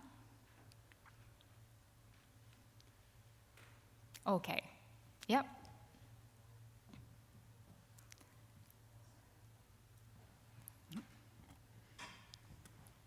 Okay. Some technical challenges here. I'm sorry for that. So I'm going to move to the panelists that are physically present here today. Gry Alsos, you are the dean at the business school at Nord University. You have been involved in developing these programs for years, and particularly the global management program that was implemented last year.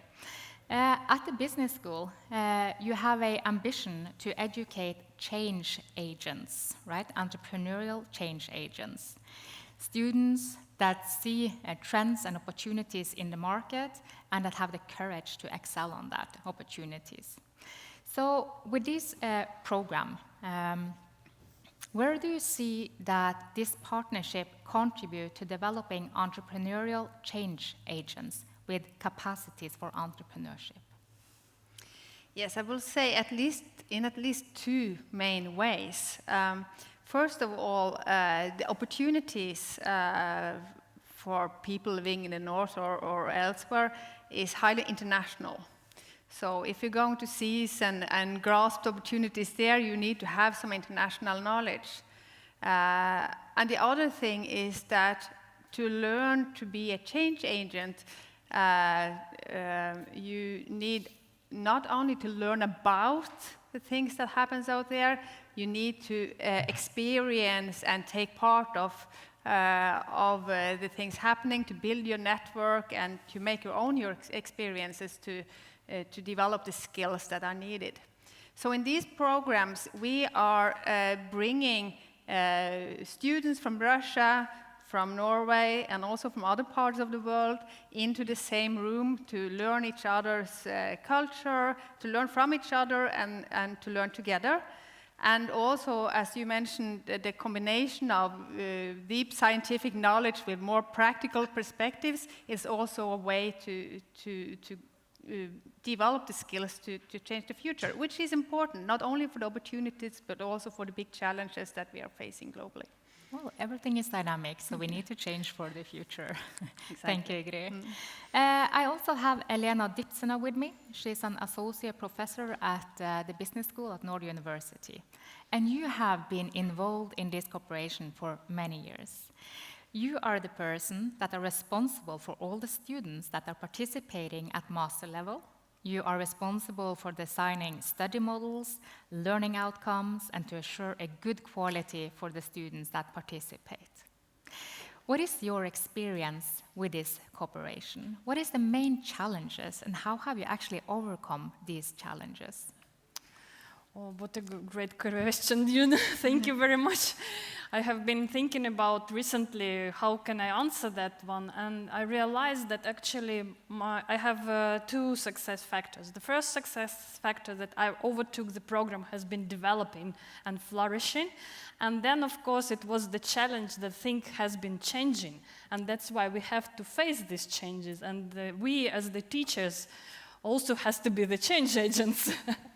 So what I have seen it that maybe not about challenges, but actually how we were dealing with this, because such kind of programs, they have those features of all programs of international nature and also cross-cultural exchange and learning that should need to be considered. And for the last 30 years in our partnership program that we cooperate, I see that it was the most important, the most essential was this dedicated working groups of professionals on both sides and with the relevant formal competencies in each other education systems. And also actually I think a little bit on that what been mentioned in the previous panel, that this positive or maybe sometimes negative, but anyway, experience of Norwegian and Russian cooperation. And what I see it also from this period, from this cooperation, that this collaboration, not only between the faculty, but also between the administrative staff in business school and our university partner institutions, and also the mutual trust that we build, it flourishes because of this collegiality.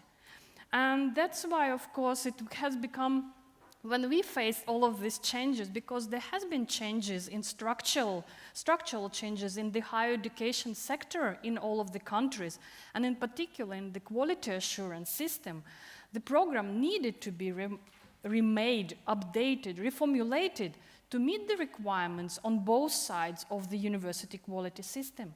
And again, here, what we have done was that we were looking for this continuous search for synergies, respect for differences, experimentation, involvement of dedicated individuals, and actually the genuine interest in each other countries, and of course opening up for the better recruitment for our partnership program with this interdisciplinary focus.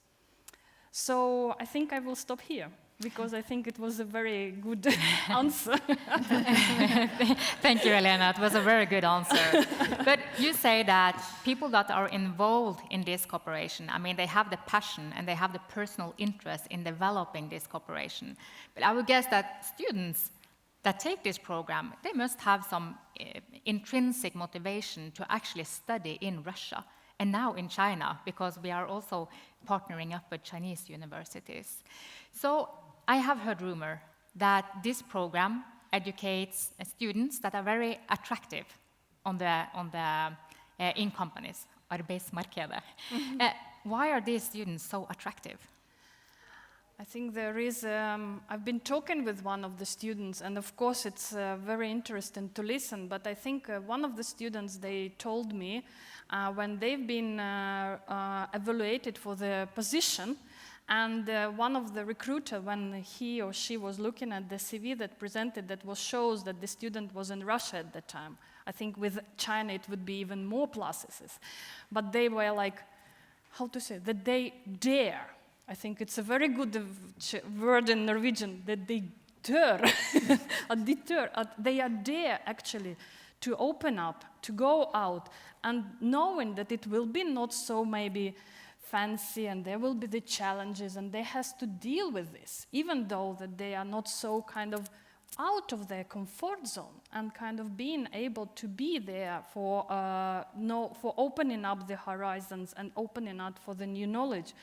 And I was actually counting now, I think we have now around 5 students who has been graduated from this partnership program here in the room. And then there are maybe several, hopefully several online. But I also see that, for example, we have people working everywhere. I mean, this program is open up for research and universities, for consulting companies, national and regional authorities, and also production companies. And I think it was very nice to see the student from previous years who is now working in ASCO. So it was really nice to see that the students graduating, coming back, and of course continuing doing the research, like Anders, for example. Yeah, because Anders Edström, who is also in the panel today, he had the courage to take this study program. He has been studying 1 semester in Russia, in Moscow, but he has also been in Shanghai at ECNU, one of our main partners in China. You had the courage to actually take this program and to stay in a foreign countries, in plural, for 1 year. So, Anders, how has this experience provided you values, both in your personal life and in your professional life? What value have you gained to participate on this program? Well, I would say to begin with the beginning. When I came to Bodø, I knew nothing about Russia, I would say. I was raised in the south, and I flew to Bodø to study. And I met this amazing Russian and Ukrainian environment at Norwegian University, and I got to know some of them, and it really one thing led to the other. I was interested in Russian language, and then culture, of course. And then I heard about the energy management program. And I definitely applied it once. I wanted to be a part of this. And I think it was the experience of, you're being absolutely followed up in a very good way from the faculty, from the university. And then you're put into a completely new environment. You're supposed to learn the culture. You're supposed to learn all the interesting perspectives you offered both in Norway and in Russia, of course, when it comes to the teaching. And also daily life. I mean, you're without the language, basically in a new country, mostly. So it's a challenge, but at the same time, you learn to adapt, and you learn to understand a completely new culture and a completely new country. And I want to continue working with Russia and working with like the cooperation between the two countries in the future, and it's given me a completely new direction of the career by having this program. There is no chance I would have studied the same or worked with the same today if I hadn't met this amazing environment at Norwegian University. Thank you, Anders. That's very interesting reflections. Do we have Sergey online now? Sergey? Yes. Yes, that's perfect. So, Director Vasiliev, we have heard about Anders telling about the values the values that he has attained participating on this program. In the opening video, we also heard from Artem and Amina about their experiences studying at these partnership programs. So we have educated a lot of students that brings with them this experience from the cooperational study programs. So how can all of what type of benefits do these students provide to the Norwegian and the Russian societies, and what type of benefits do they bring with them in the Norwegian and Russian cooperation? Yes, thank you very much for this question. And dear colleagues, good afternoon. And this seminar is very timely and necessary, and it's the issues which are under discussion are just very vital. But before I answer your question, I would like to say a couple of words about the cooperation history between MGIMO University and Buda University, Norwegian University. So first of all, I should admit that I'm very much honored to participate in this celebration of the 30th anniversary of Norwegian-Russian cooperation in education. Of course, I wish I were in Buda right now, but the pandemic, it does not allow us to do this. This is just only my wishful thinking. So speaking about the history of our relations, I should say that MGIMO University and University Nord started their cooperation long time ago in the year 2004. And during that year, we discussed a lot of things, had a lot of negotiations, and of course had certain reciprocal visits. So since then, we have achieved a lot of tremendous results, a big lot of tremendous results, I should say. So currently, trying to review the entire period of our cooperation, I've come to the conclusion that it is totally impossible to overestimate what we have done. So partially, it also contains kind of an answer to your question, what Russian and Norwegian students gain through this program, because I will dwell on that a little bit later. So actually, we started our programs in the year 2005, and actually we launched two major programs. One program, double degree master program in energy management called International Business in the Oil and Gas sector. And at the same time, concurrently, we launched an executive MBA program specifically customized for Rosneft with the same name, with the same title. So these programs are unique. So the format of the double degree master program became a model, and we actually have replicated this format in our Russian Italian, Russian German, and Russian British double degree master programs. So this is one of the biggest achievements. So the format of our cooperation in implementing double degree master programs has proved to be right and productive, and it has served us truly for so many years now. So for Rosneft, we have trained, actually speaking about the double degree program, so far we have trained more than 200 masters who have graduated from that program. And actually I keep a very close eye on them, and we keep very good relations with our graduates. And most of them have made very good career in all spheres, in Rosneft, in other companies, and so on and so on. So some of them have become professors, like we had Bogdan Volostrigov, who actually graduated from the second intake of the double degree program. And actually he became so well experienced working in Rosneft and other companies, that he became a very noted lecturer. And master students, both from Russia, Norway, and other countries, would be waiting for him when he actually had lectures here at GIMO for the students, for Russian and foreign students.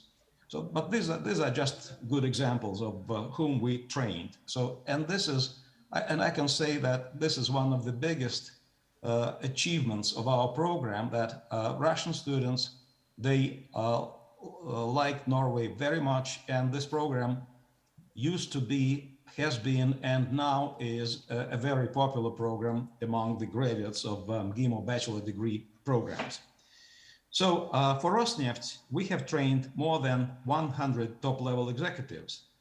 And currently, we are training the 7th intake, about 32 top-level officials from Rosneft. And we're doing this in cooperation with Norwegian University and its partners like Equinor and other companies.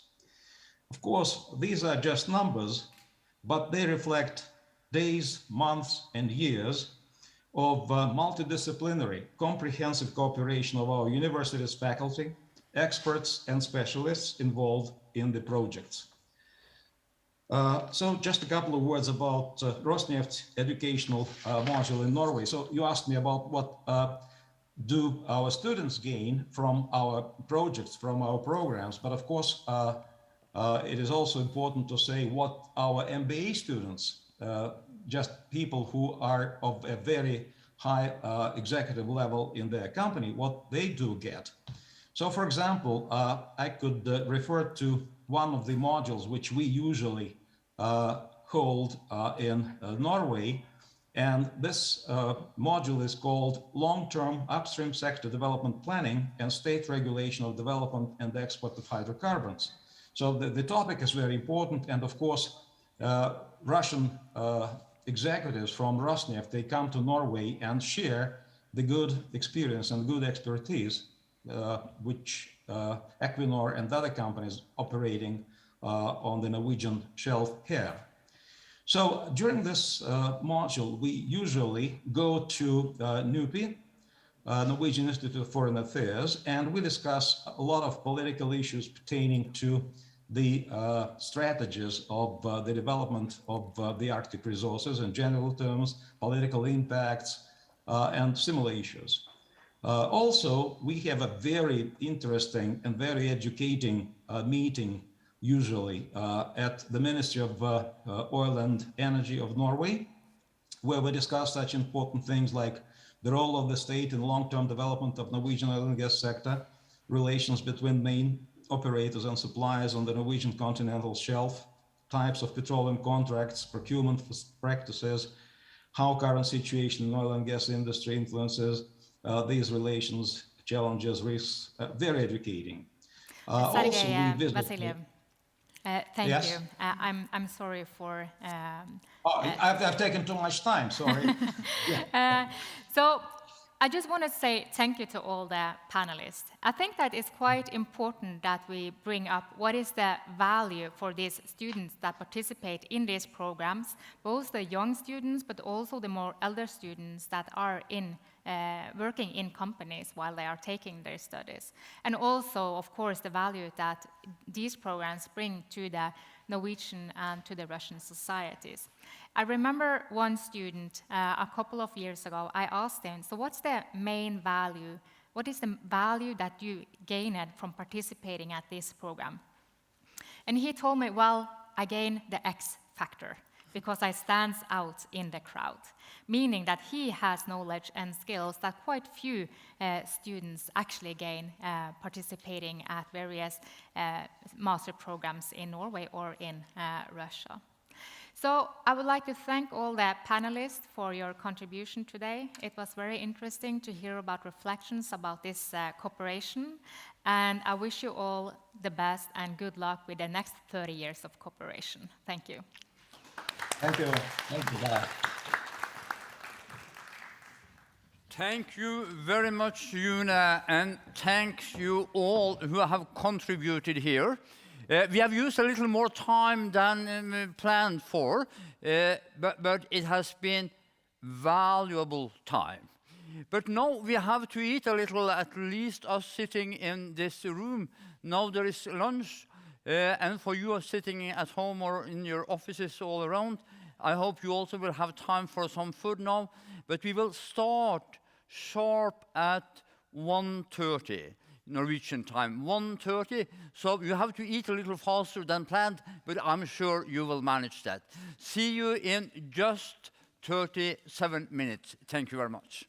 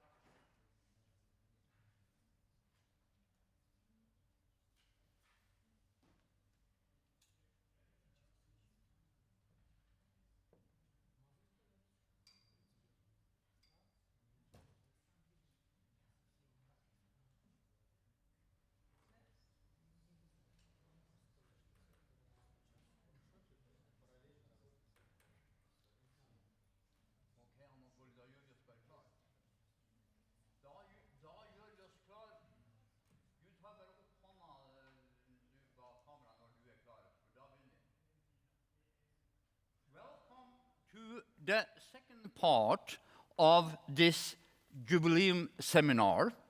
Now we are going to see into the future, or at least we are going to discuss what could lay ahead of us.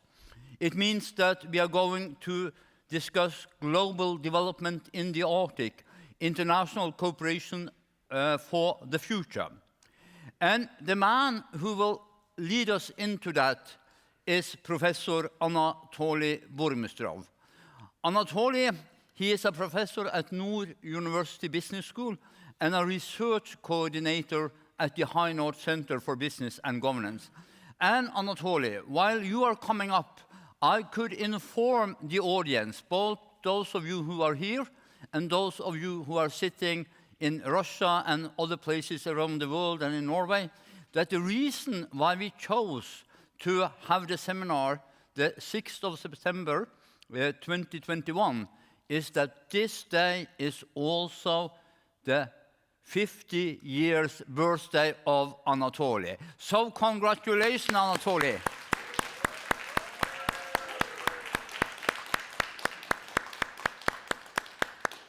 And I can say, seriously, that 50 years is very, very young. So please, Anatoly, the floor is yours.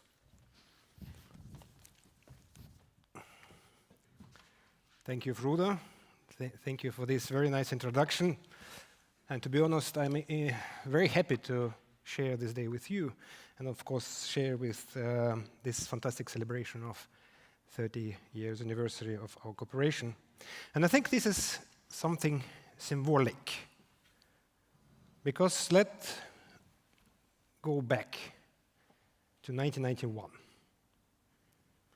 For me, as a 20 years young or old person, it was a year of dissolution of Soviet Union and the appearance of the independence of Russia. It was high skyrocketing inflation, huge wealth reduction for most of the population. I cannot explain it to my kids because they will not believe me when I say that inflation is 1,000%. They couldn't comprehend this number. You need to experience that. So, and then, interestingly enough, when I was celebrating my 20 years anniversary, at that time, I was actually unaware of something going behind my back. That there were some forces on the international, national, local, individual level started to mix, have made a fantastic progress in order to made an emotion in order to influence future of a generation. These forces sealed my fate, to say it like this. So I would say that the same like graduates in the movie, I would like to thank all the person who contributed, who saw the opportunities, who saw this necessity to make change and influence a generation, not only 1,000, but millions of people all around the world. And I would like to especially thank Frode for his vision and wisdom. Usually these are two things not well combined, but in your case, I was impressed when I met you first time, and thank you for leading me through my career. And also, to be honest, I'm also impressed with it today. But this is not only me we're supposed to celebrate. Actually, should celebrate 30 years anniversary and also think about the future, next 30 years. So, and if you think that the topic of my short presentation is about giving you answers about global development in the Arctic and international cooperation for the future, I think you will be disappointed.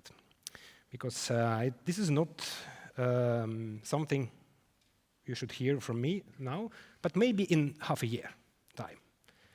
You will have some answers on this, because this, what I'm going to tell you, is about actually a book project, which we started it for 1 year ago, I think approximately, and created a team of around 30 authors, co-authors who actually been experiencing cooperation. And this team is actually also led by a fantastic person, Andrei Mineev, sitting there, very efficiently, very professionally. So let's hope, Andrei, we will go to the end, because we have a contract with Routledge to finish. So in this sense, I was thinking that what the book is about and what we want to achieve. And I think this is, I hope it will be a very nice project. It's already shown that we have very good chapters. And I think point of departure is that the Arctic is quite unique for cooperation, what I call real cooperation. We have our good examples. So the question is what the rest of the world can actually learn about international cooperating in the Arctic. What could be the role, what is the role of international cooperation in the Arctic for the global development? How can international cooperation as a phenomena be conceptualized theoretically?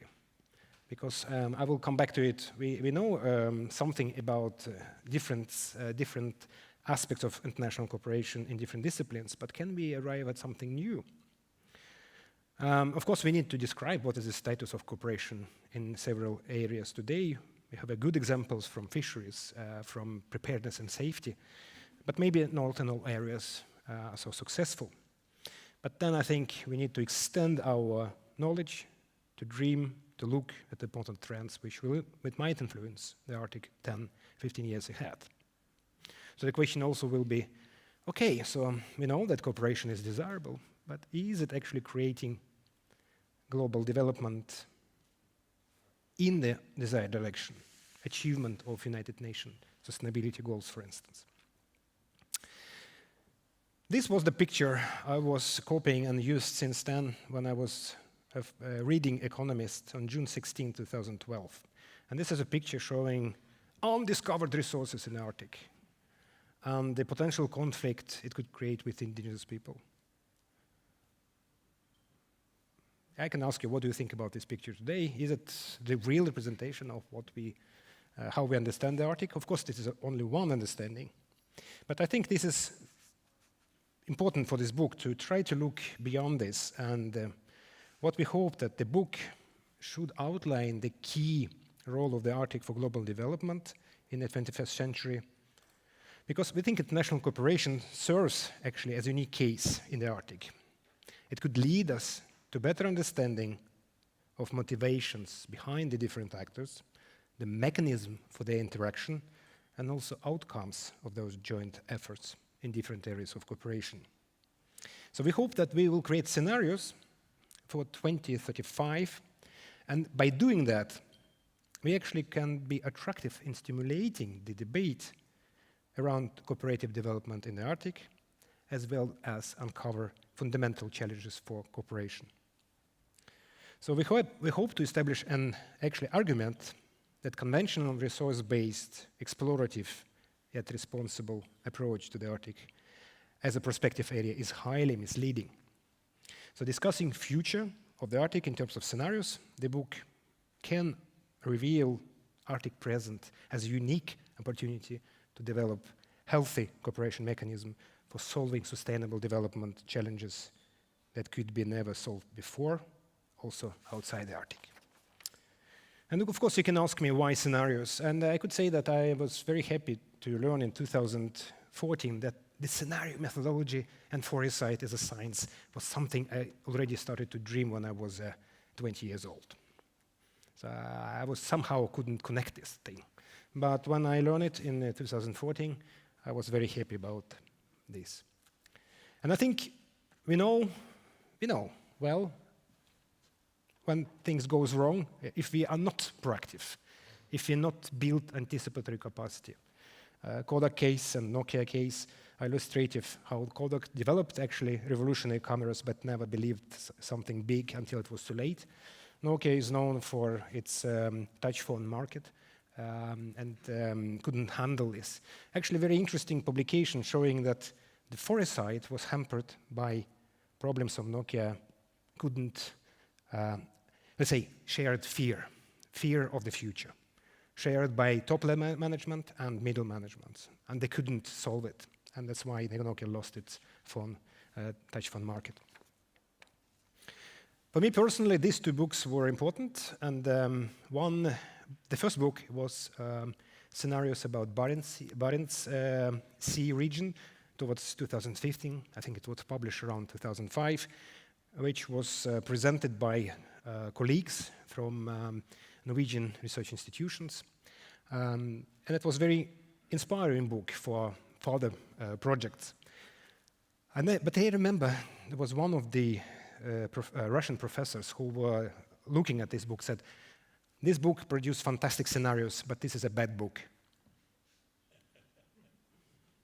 And I said, how it's possible? Scenarios are good, but the book is bad, because he said there are no Russian names on it.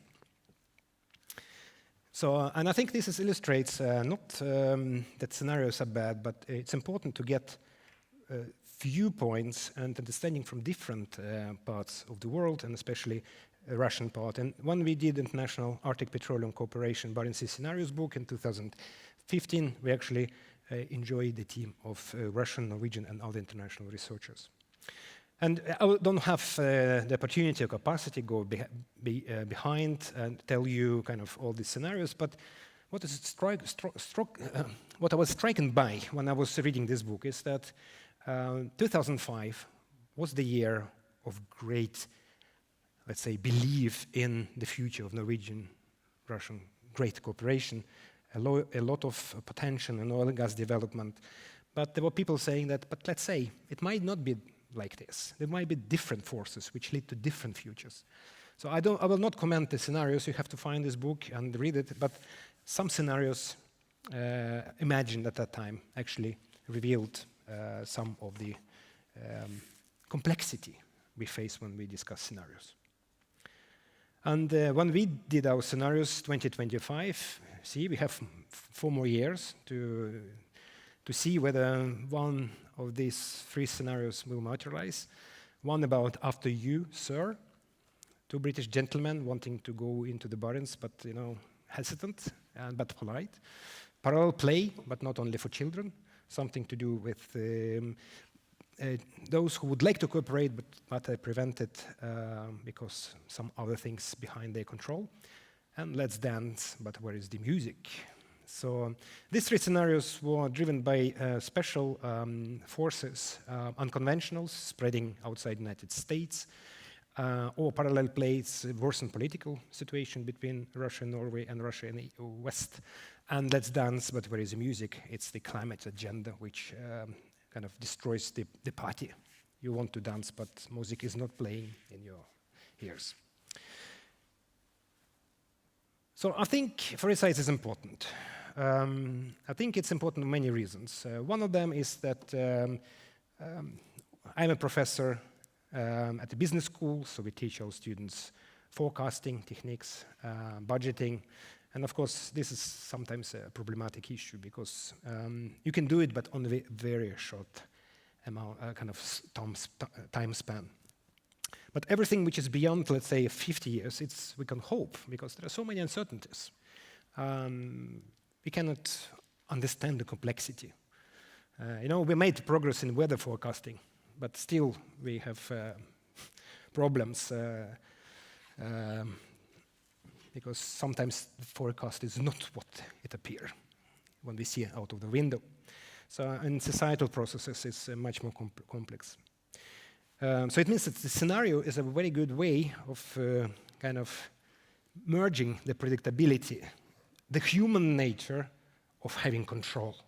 We don't like not to have control. We want to have control over our lives, of lives of others. Managers, they want to have a budget. Why? Because it helps us control others. Even though it doesn't reflect anything of reality outside the world, it doesn't matter. Let's keep to the budget because we think we have control. And it's illusion of control, usually. So moving and hope, it's nice to dream. But something in between is scenarios. And I think those who master scenarios, they can actually have improved input for the strategy. It could be a better in planning unpredictable things which might happen. So it's also preparedness, and especially for big organizations, if scenarios are organized in regular and comprehensive manner, they could actually create a shared understanding of possibilities and threats. This is what I think Nokia needed when they went out of the market, because they couldn't overcome the fear of the future. Scenarios can be also because it creates competitive advantage, and I think especially those organizations which operate in turbulent business environments, scenarios could facilitate understanding of the environment, the potential threats and opportunities in much maybe better way than the classical SWOT and PESTEL analysis. And finally, I think scenarios is also good because you can improve the knowledge about your industry, where you can actually try to understand fundamental processes forming it. Not like historical, but also those game changers, black swans, wild cards. Yes, the question is it good to have scenarios? Could we demonstrate that organizations who master them actually perform better? One of them, it's a recent publication in Harvard Business Review about United States Coastal Guard. It's a fantastic article. I highly recommend those who are interested in scenarios to read, because the question is, on September 11th, when America was subject of terror attacks, it was impossible to evacuate people by ground transportation. So people were evacuated by sea, waterways. United States Coastal Guard was responsible for that. The question was, how did they manage to mobilize resources so quickly to solve this unprecedented problem? And you can learn that already in 1996, 97, 98, 3 years before attack, they actually developed scenario foresight workshops, invited consultants to try to understand what are the future of United States Coastal Guard, and what would be the problem for them for the future. So they actually prepared the strategies where they made common structure more efficient, when they understand how to seize control of the vessels, what do you need to monitor control of the vessels in United States territory. So, and they actually managed to solve this very unpredictable but very important event in a very good manner. Another case for you, which Norwegians will probably start laughing at me, saying that we heard about NAV, Norwegian Labour and Welfare Administration, of not able to solve the issues of, let's say, I will not go into detail, but there are a lot of scandals around it. But I could say that this organization was also demonstrating resilience in terms of trying to understand, comprehend what is going on in Norway, in labor markets, what kind of trends is going to be there, because Norwegian Labour and Welfare Administration has actually a lot of responsibilities, spending money on the right categories of people, helping different categories in, among other things, in transition. So they started, I think one of the first agencies at that time started around 2000-ish, end of the 2015, started to work with scenarios, with cooperation with other agencies.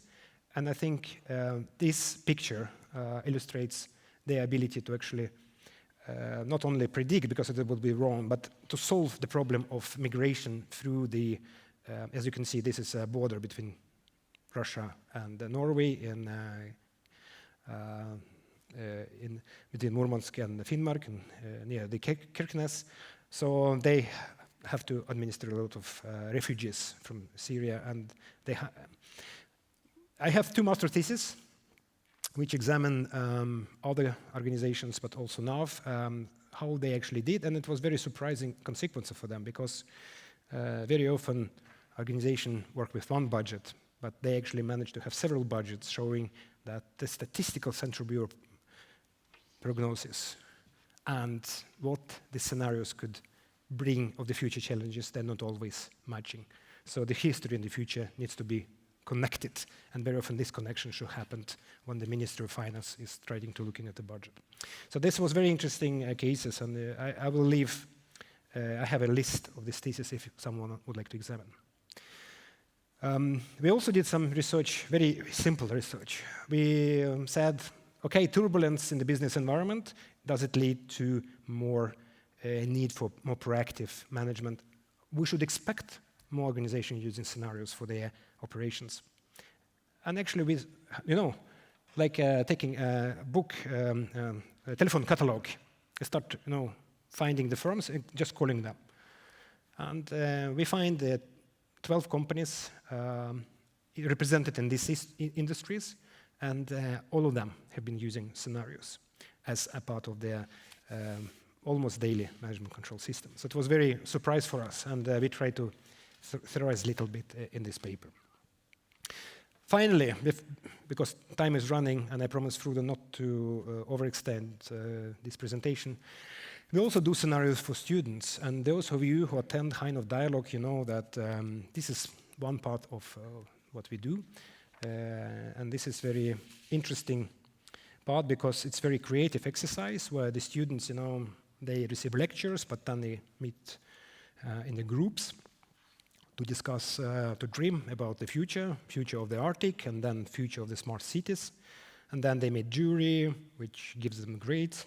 And then, of course, most important, the winning team is presenting their scenarios for Heinov Dialogue for the politicians and industry representatives.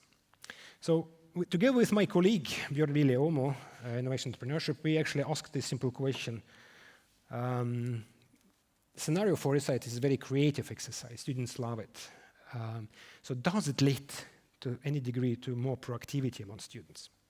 Because this is building anticipatory capacity, means that the students will be better in analyzing the trends and also reflecting upon them and actually adopt organization to future challenges, making it more resilient.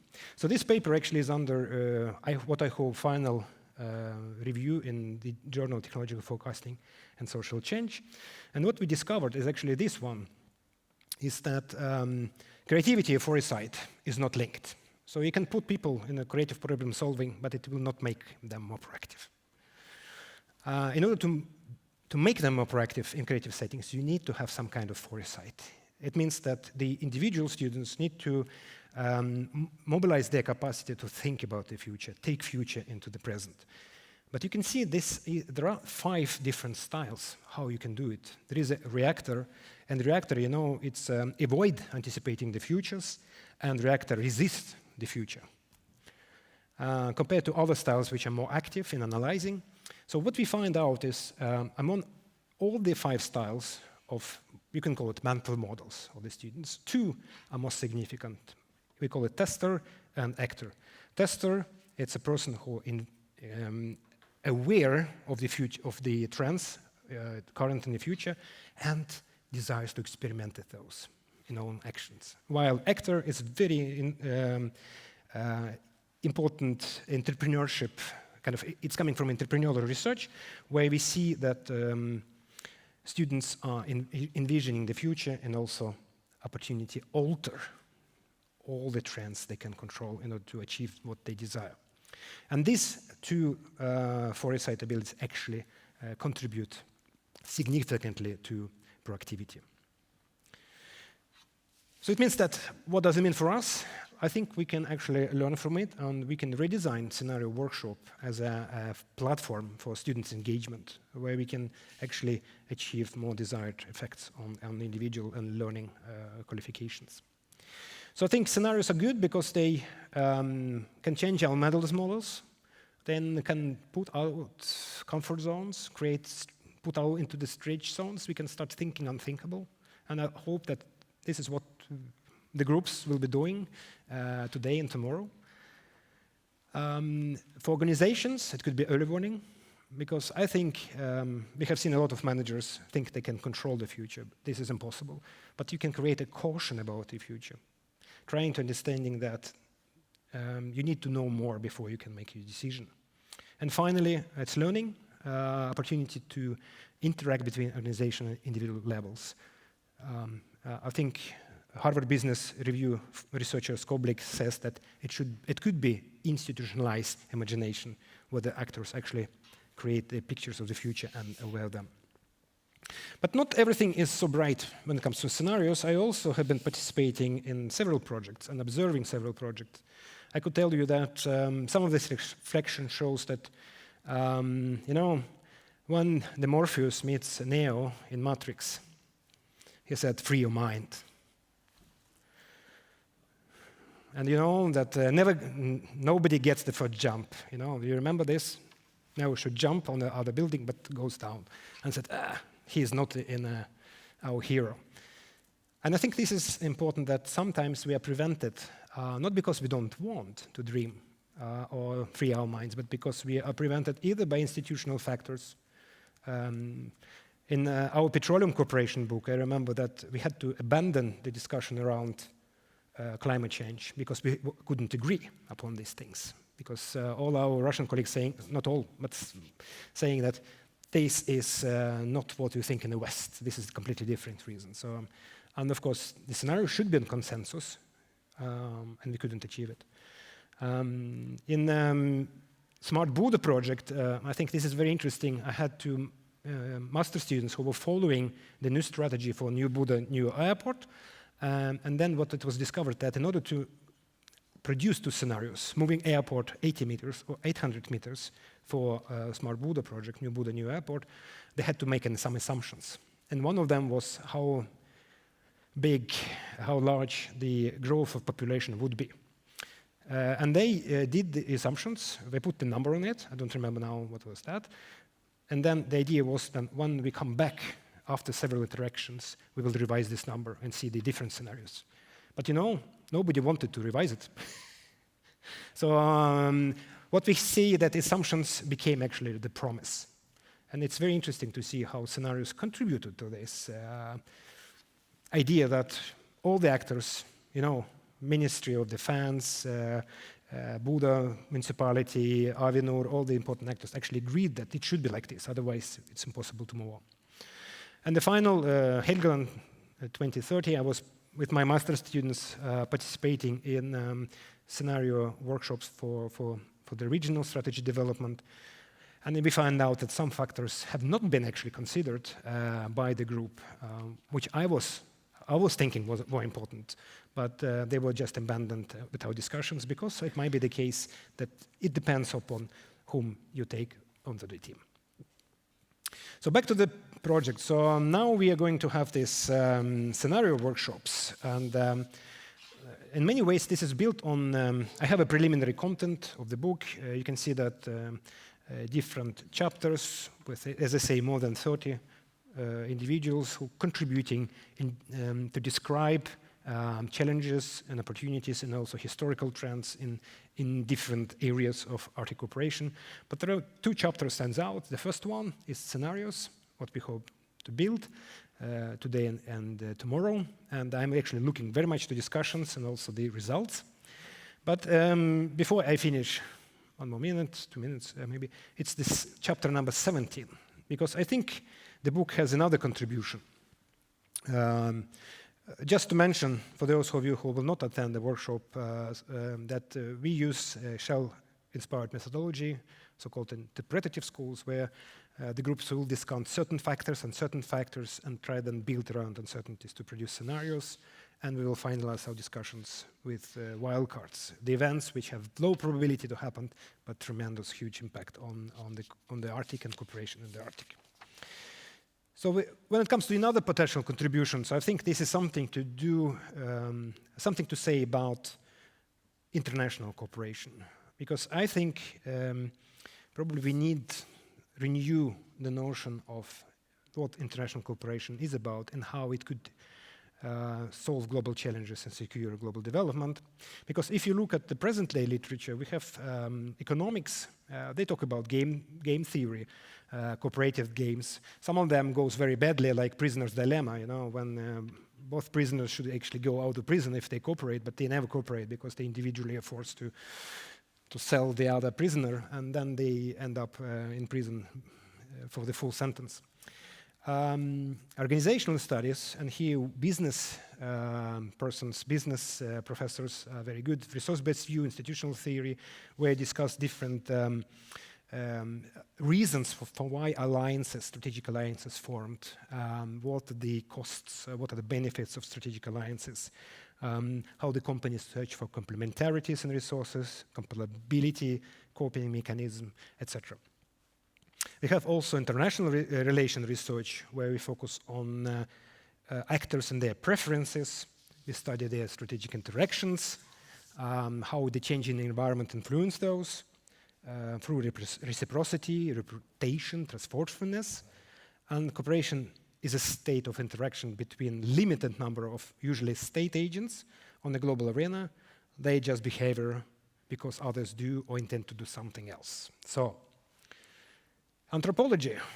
I was very surprised to learn that cooperation is actually a form of some distinct behavior of human beings. And actually, it's very natural for us to cooperate, but not always, not always. So usually we talk about a situation, and actually it's similar in many countries, universal moral values like family values, group loyalty, reciprocity, bravery and respect, fairness, and possession. So it's natural to cooperate. And the final one is public policy support, where we focusing on quality of processes, of updating some particular results, quality of resources and quality of procedural quality and quality of outcomes. So I hope that we can some new understanding by doing this book. So I think I will stop there, Frode. Thank you very much, Sampoli. We are looking very much forward to the book, and now we will be working in groups to prepare the scenarios. And you all know what group you belong to. And if you don't know, you should just ask Andrei Mineyev. He knows everything. And some of you are in a digital group, and you also know that. And if you don't know, then you can send an email to Andrei Mineyev, and you will be answered quite quickly. There are some practical things. Those of you who are not there for the group work, you could come together with us when we are summarizing. And that is from this room at 12:30 tomorrow. So you just use the same kind of connections as you have done today, and then you could hear where we stand, what we have been doing so far. And for those of you who are in Bodø and have registered for the dinner tonight, there are 2 different times in the program when you should be here if you take the bus from here. The right time is 5:30. 5:30 in the reception here. And then I wish you all the very, very best for the group work, and maybe there is another information. Tomorrow will be connection for tomorrow. Oh, Andrei Kasakov said that you can't use the connection for today, but if you're lined up for tomorrow, then you will have the connections for tomorrow, and then you should use them. Okay, I wish you all a very fruitful group work, and those who can't join us there, have a wonderful afternoon or evening, or even morning if you are on that side of the globe. So thank you all. Thank you.